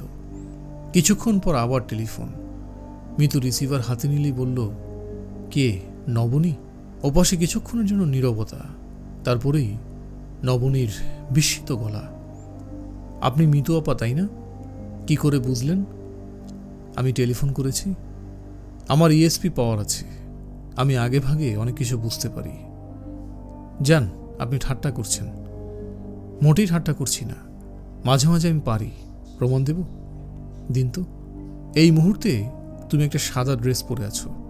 শাড়ি পরেছো না সালোয়ার কামিজ পরেছো তা বলতে পারছি না, তবে পোশাকের রং সাদা। হয়েছে? হয়নি? ও আচ্ছা। আমি সবসময় বলতে পারি না, মাঝে মাঝে পারি। বলুন তো, আমি কানে কি রঙের পাথরের দুল পরেছি? বলতে পারছি না। সবুজ পাথরের দুল, পান্নার ইমিটেশন। আমার বড় চাচা অস্ট্রেলিয়া থাকেন, ইমিগ্রেন্ট। উনি দেশে বেড়াতে এসেছেন, কারো জন্য কিছু আনেননি, শুধু আমার জন্য সবুজ পাথরের দুল এনেছেন। প্রথমে আমি ভেবেছিলাম রিয়েল, পরে জানলাম ইমিটেশন। তোমার একটু মন খারাপ হলো? জি, তবে মন খারাপ ভাব বেশিক্ষণ থাকেনি। দুলজোড়া যে কি সুন্দর, দেখলেই আপনার মাথা ঘুরে যাবে। আচ্ছা, একদিন দেখব। আবার শুনুন, আপনি কি করে বললেন যে আমি সাদা কাপড় পরে আছি? আমি তো বলতে পারিনি। না, পেরেছেন। আমি আসলে মিথ্যে করে বলেছি, পারেননি। আমি সাদা সালোয়ার কামিজ পরেছি। এই সেটটা আমার মা আমাদেরকে কিনে দিয়েছেন। গতবার আমরা দিল্লি গেলাম, দিল্লি থেকে কেনা। দিল্লিতে একটা আন্ডারগ্রাউন্ড মার্কেট আছে, পালিকা বাজার। মা পছন্দ করে কিনেছেন। আমার দু চক্ষের বিষ। সাদা রং হচ্ছে বিধবার রং, তাই না আপা? আমার ফেভারিট কালার কি জানেন? আমার ফেভারিট কালার হচ্ছে রেড।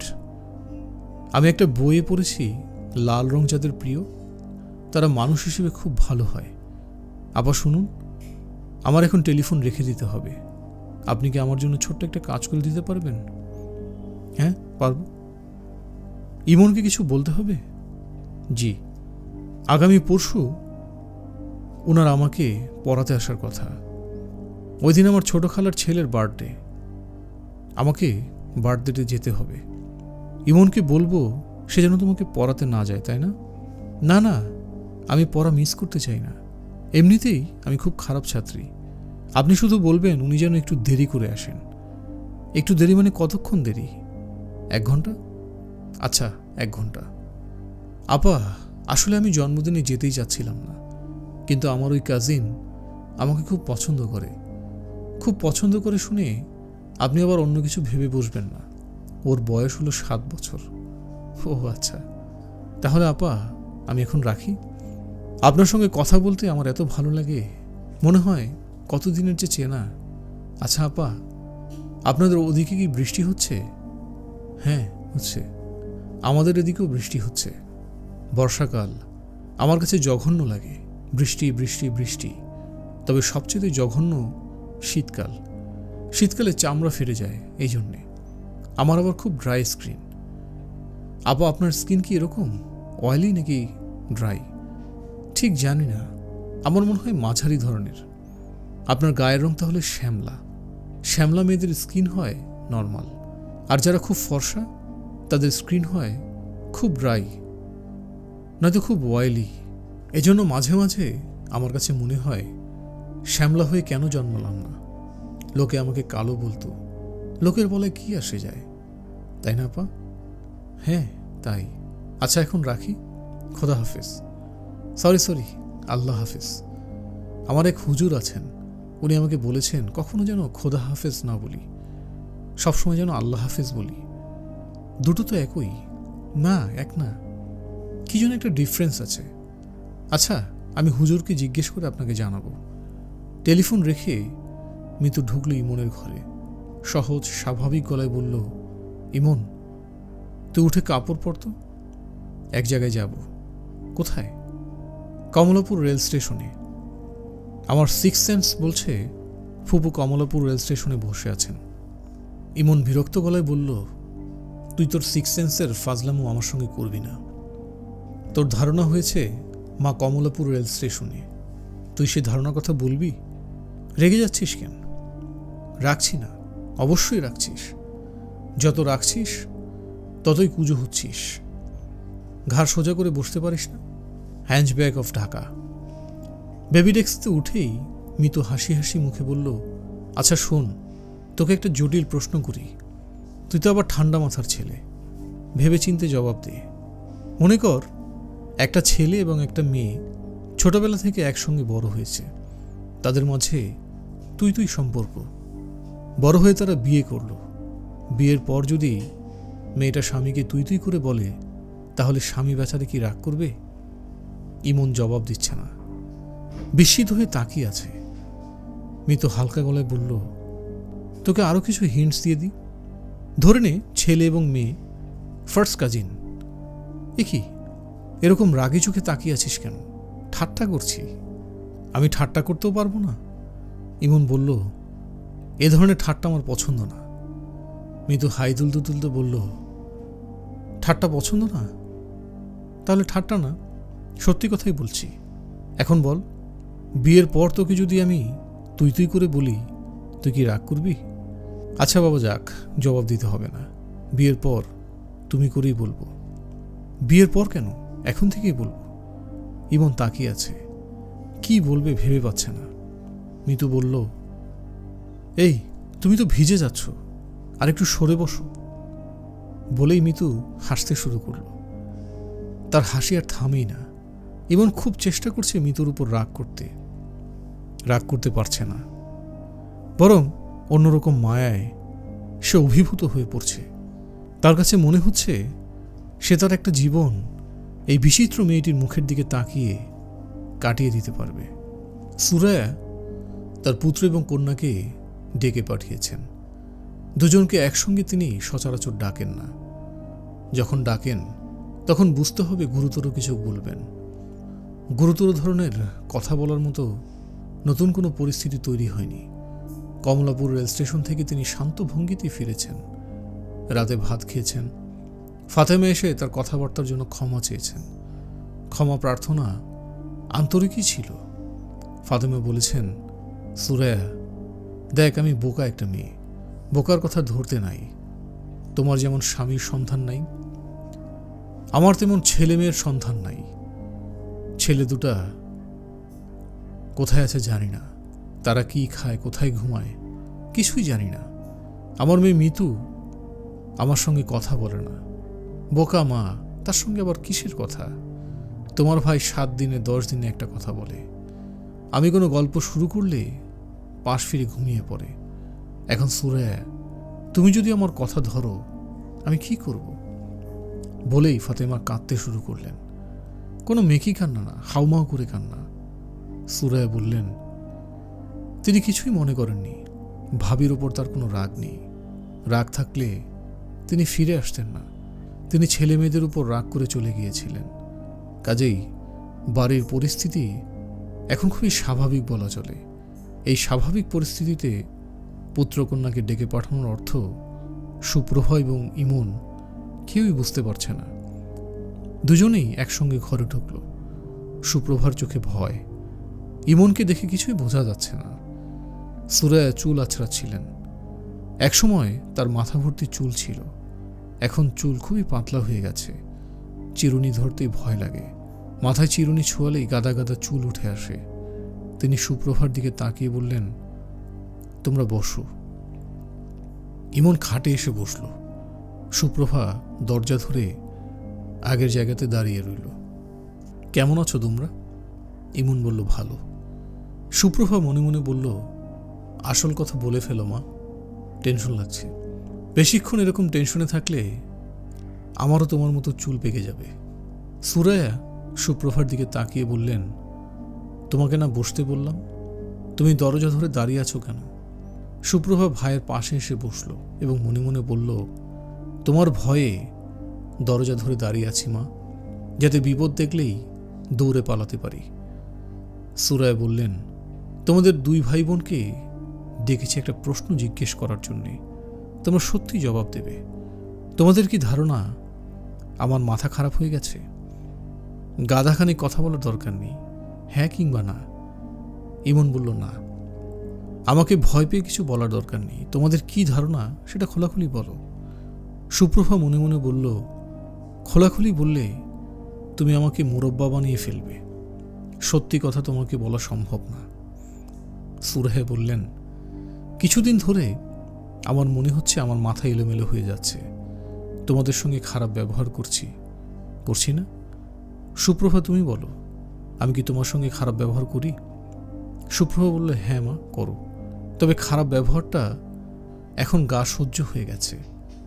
খারাপ ব্যবহার তুমি যখন করো তখন মনে হয় সব ঠিক আছে, যখন ভালো ব্যবহার করো তখন মনে হয় কোনো একটা গন্ডগোল আছে। এই যে এখন সুন্দর করে কথা বলছো, এখন খুব ভয় লাগছে, ভয়ে আমার পানির পিপাসা পেয়ে গেছে। সুপ্রভাকে বিস্মিত করে সুরায় হেসে ফেললেন, শব্দ করে হাসলেন। সুপ্রভা এবং ইমন অবাক হয়ে মার খিলখিল হাসি শুনল। সুরায়া ছেলের দিকে ফিরে হাসি মুখে বললেন, তোর বোনটা তো ভালো রসিক হয়েছে, মজা করে কথা বলা শিখেছে। বিয়ের আগে আমিও খুব রসিক ছিলাম, ক্লাসে আমি যা বলতাম তাই শুনে আমার বন্ধুরা হেসে গড়াগড়ি খেত। বিয়ের পর সব কিছুটা বদলায়, আমিও বদলালাম। তোদের বাবা তো খুব গম্ভীর ধরনের মানুষ ছিলেন, তার সঙ্গে থেকে থেকে তার স্বভাবের খানিকটা আমার মধ্যে ঢুকে গেল, আমিও গম্ভীর ধরনের হয়ে গেলাম। সুপ্রভা বলল, বাবা কি ইমন ভাইয়ের মতো ছিল? সুরায় বলল, না, ইমন বেশি গম্ভীর। মা ঠিক বলেছে, ইমন ভাইকে মজার কিছু বলে দেখবে। সে হাসার বদলে ভ্রু কুচকে ফেলেছে। ভ্রু কুচকানোর অভ্যাস তোদের বাবারও ছিল, তবে মজার কথা বললে সে খুব হাসত। একবার রাতে ভাত খেতে বসে তোদের বাবাকে কি যেন বলেছি, সে এমন হাসতে শুরু করলো যে শেষমেশে শ্বাসনালীতে ভাত ঢুকে গেল, প্রায় মারা যাবার জোগাড়। সুপ্রভা বলল, কি সর্বনাশ, তুমি বাবাকে মেরে ফেলার ব্যবস্থা করেছিলে? বলেছিলে কি? কি বলেছিলাম মনে নেই, মনে করার চেষ্টা করো তো মা, আমার খুব শুনতে ইচ্ছে করছে। বাবার সঙ্গে সম্পর্কিত প্রতিটি খুঁটিনাটি জিনিসই তো তোমার মনে থাকে, এটাও নিশ্চয় মনে আছে। সুরায় হঠাৎ গম্ভীর হয়ে গেলেন। মার এই পরিবর্তন পুত্র এবং কন্যা কারোরই চোখ এড়াল না। সুপ্রভা চুপ করে গেল। 3 নম্বর দূরবর্তী বিপদ সংকেত, নৌযানগুলিকে নিরাপদ আশ্রয়ে ফেরাতে বলা হচ্ছে। ইমন বলল, মা তুমি আমাদের কি জন্য ডেকেছ? গল্প করার জন্য ডেকেছি। গল্প করার জন্য ডাকলে কি কোনো সমস্যা আছে? না, সমস্যা নেই। সুরায় এতক্ষণ ছেলে মেয়েদেরকে তুই তুই করে বলছিলেন, এখন তুমিতে চলে গেলেন, অর্থাৎ অবস্থার সুবিধার না। সুরায় বললেন, তোমরা থাকো তোমাদের মতো, আমি থাকি আমার মতো। মাঝে মাঝে গল্প করার ইচ্ছে তো হতে পারে, নাকি পারে না? নাকি ইচ্ছে হওয়াটা অপরাধ? ইমন বিব্রত গলায় বলল, অপরাধ হবে কেন? তুমি ভ্রু কুচকে এমন মূর্তির মতো বসে আছো দেখে মনে হচ্ছে আমার কথাবার্তা তোমার অসহ্য লাগছে। তোমার যদি এমন মনে হয়ে থাকে তাহলে খুব ভুল মনে হয়েছে। অনেকদিন পর তোমার কথা শুনে ভালো লাগছিল, এখন আর ভালো লাগছে না? হঠাৎ কেন রেগে যাচ্ছ মা? হঠাৎ রাগ উঠেছে বলে রাখছি। ইমন বলল, মা তোমার কথা যদি শেষ হয়ে থাকে তাহলে আমি যাই। আমার ক্লাসের একটা ছেলে এসেছে, ও একা বসে আছে। থাকুক একা বসে, আমার কথা শেষ হয়নি। আমি তোমাকে ডেকেছি একটা জরুরি কথা বলার জন্যে। জরুরি কথাটা হচ্ছে, আমি এই বাড়িতে থাকবো না। ইমন বলল, কোথায় যাবে? আলাদা বাসা ভাড়া করে তোমাদের নিয়ে থাকবো।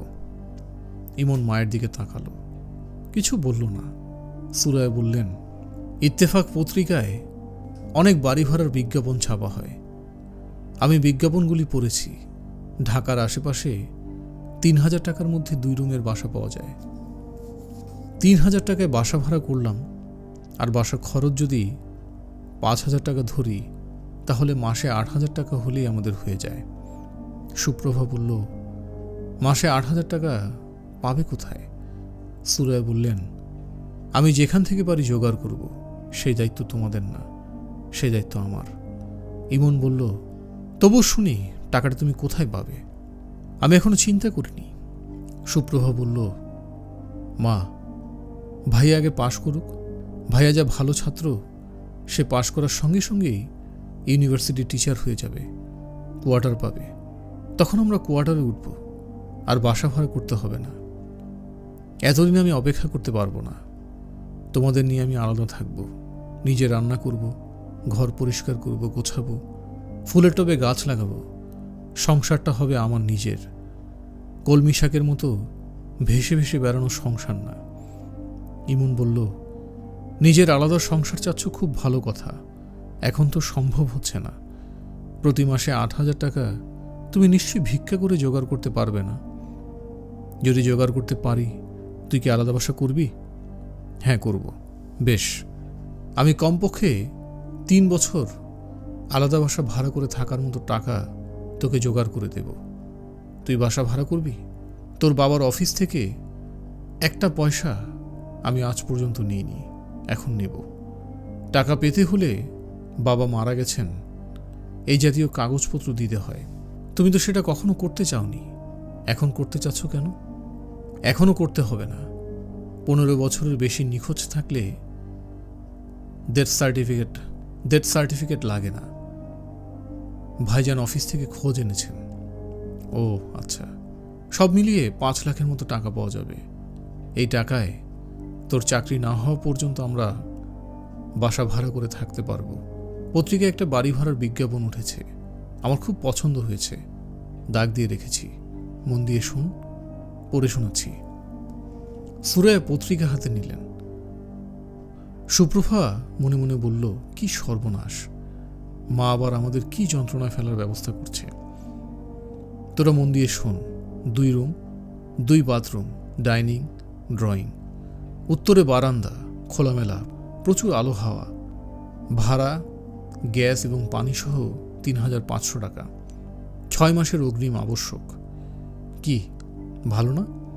সুপ্রভা বলল, হ্যাঁ ভালো, চল দেখে আসি। ইমন বলল, এখন দেখে আসবে? হ্যাঁ, এখন দেখে আসবো। একটা বেবি ট্যাক্সি ডাক দে, 3 জনে মিলে চলে যাই।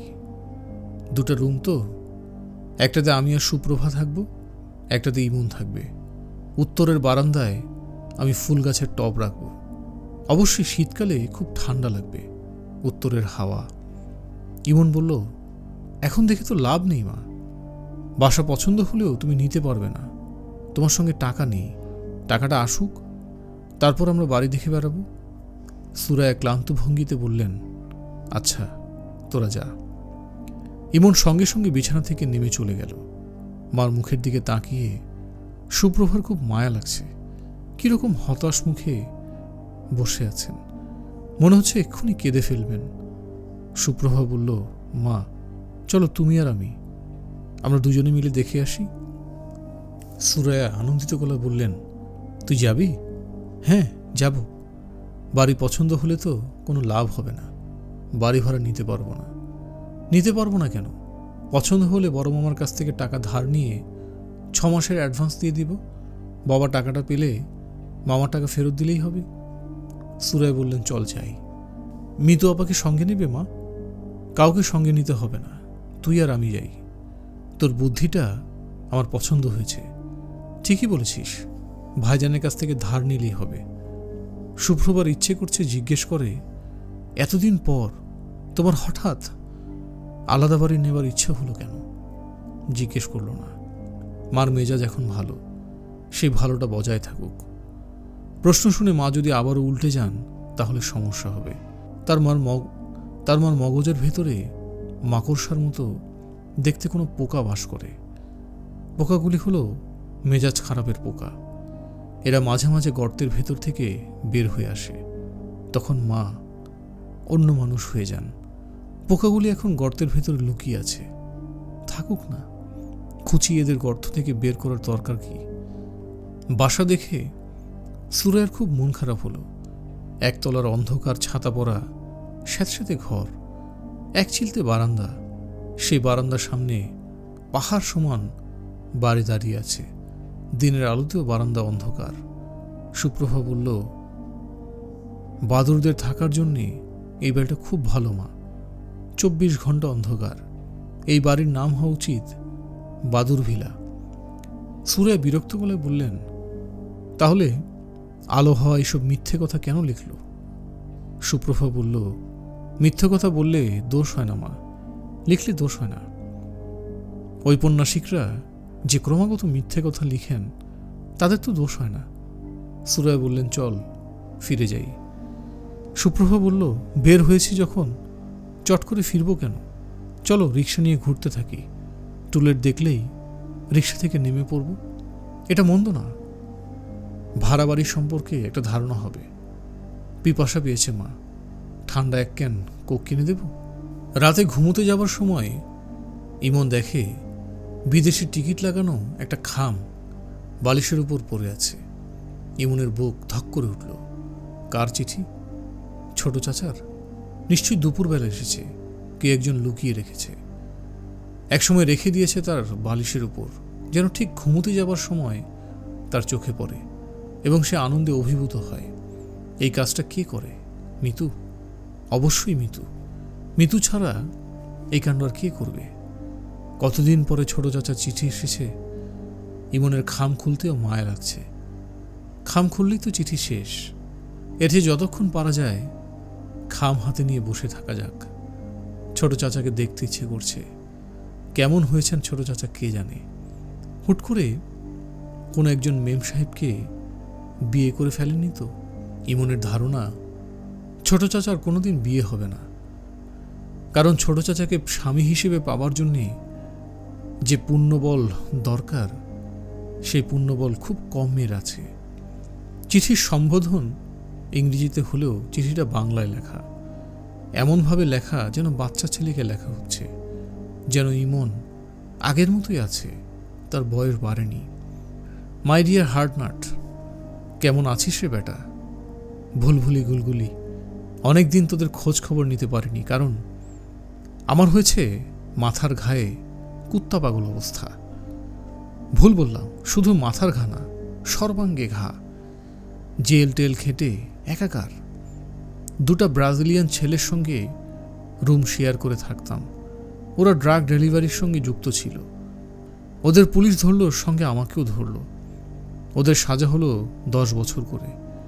আমার বিরুদ্ধে কোনো প্রমাণ নেই, তারপরও ঝাড়া 3 বছরের জেল। তবে ওদের জেলখানাগুলি ভালো।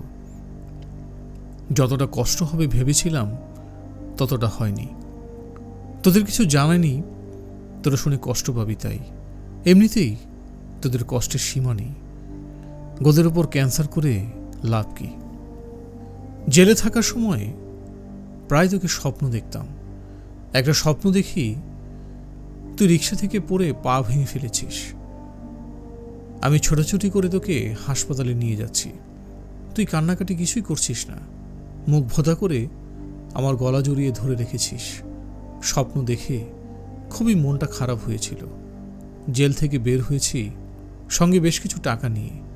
এদেশের জেলে কয়েদিরা নানান ধরনের কাজকর্ম করে, তার জন্য পারিশ্রমিকও পায়।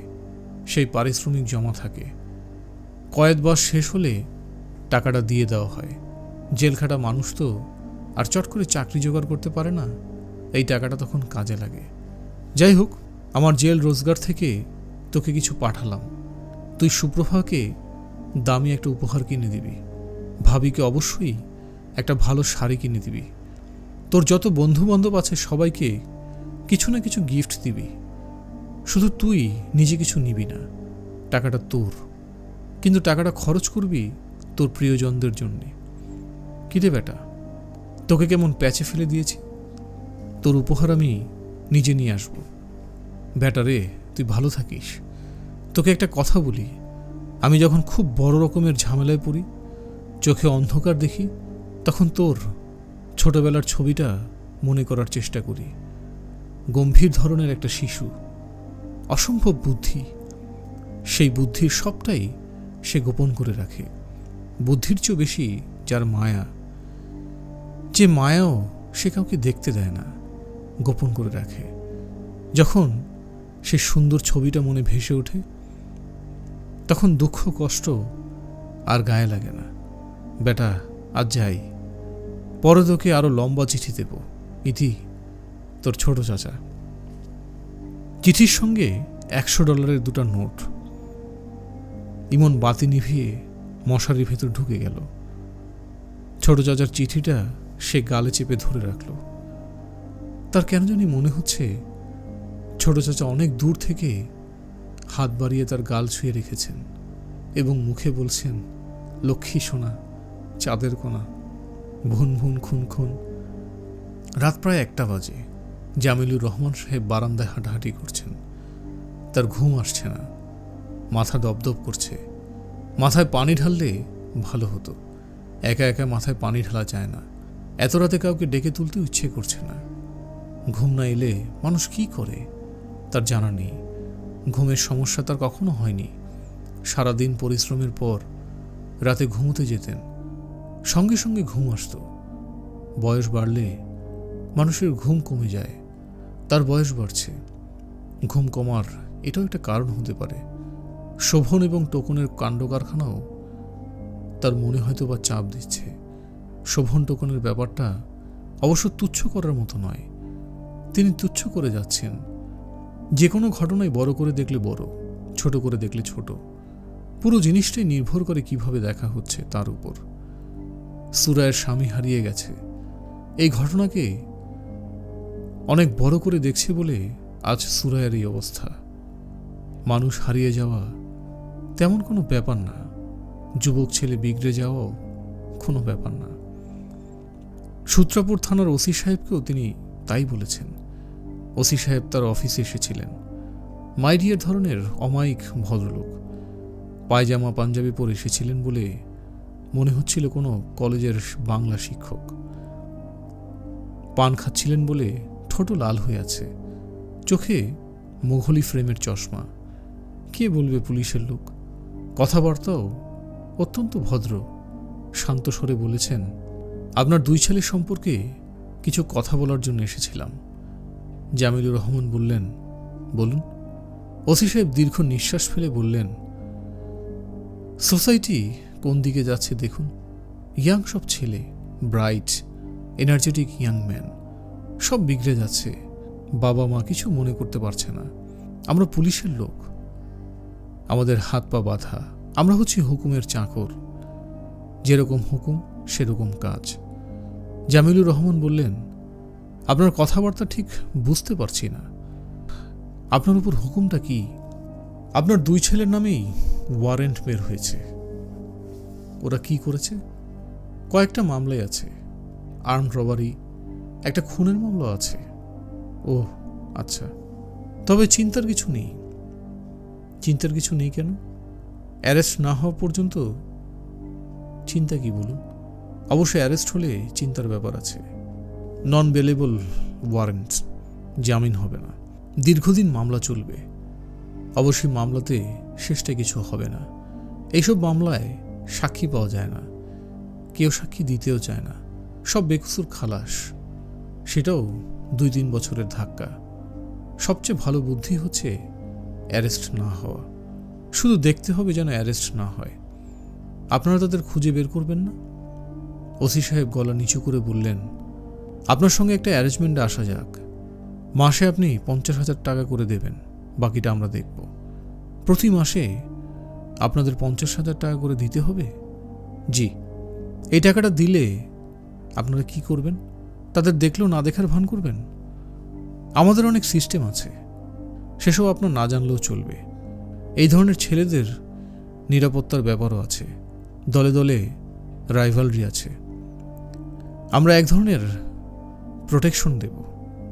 ব্যাপারটা কি এই দাঁড়াচ্ছে যে মাসে মাসে 50,000 টাকা দিলে আপনারা আমার 2 পুত্রকে অ্যারেস্ট করবেন না এবং প্রোটোকল দেবেন, পাহারা দিয়ে রাখবেন, তাই না? ওসি সাহেব হাসলেন।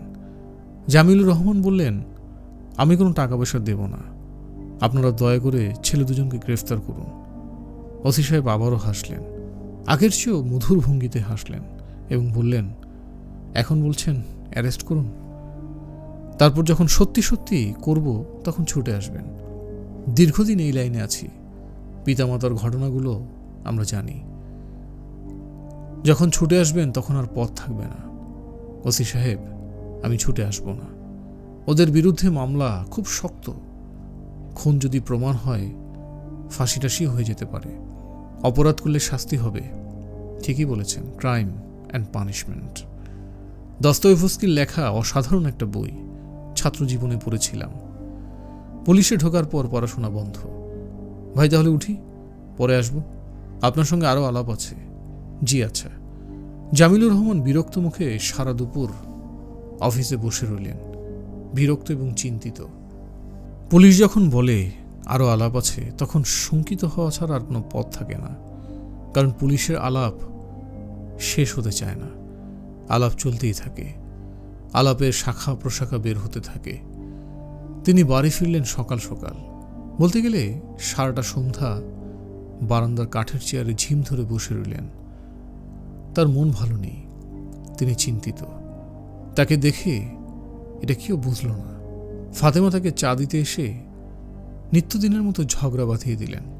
থমথমে গলায় বললেন, তোমার সঙ্গে আমার একটা ফাইনাল কথা আছে। জামিলুর রহমান ক্লান্ত গলায় বললেন, বলো। আমি এই বাড়িতে থাকব না, তুমি আমাকে আলাদা ফ্ল্যাট করে দেবে। আমি সেই ফ্ল্যাটে আমার ছেলে মেয়েদের নিয়ে থাকব। এখানে থাকতে সমস্যা কি? এখানে আমি কেন থাকব? এখানে আমার কি আছে? ছেলেরা আছে না মেয়ে আছে, নাকি তুমি আছো? তাহলে থাকবো কেন? জীবনে তুমি কি একটা মিষ্টি কথা আমাকে বলেছ? একটা শাড়ি কিনে আমাকে বলেছ, ফাতেমা তোমার জন্য এই শাড়িটা কিনলাম? বলেছ? কথা বলছো না কেন?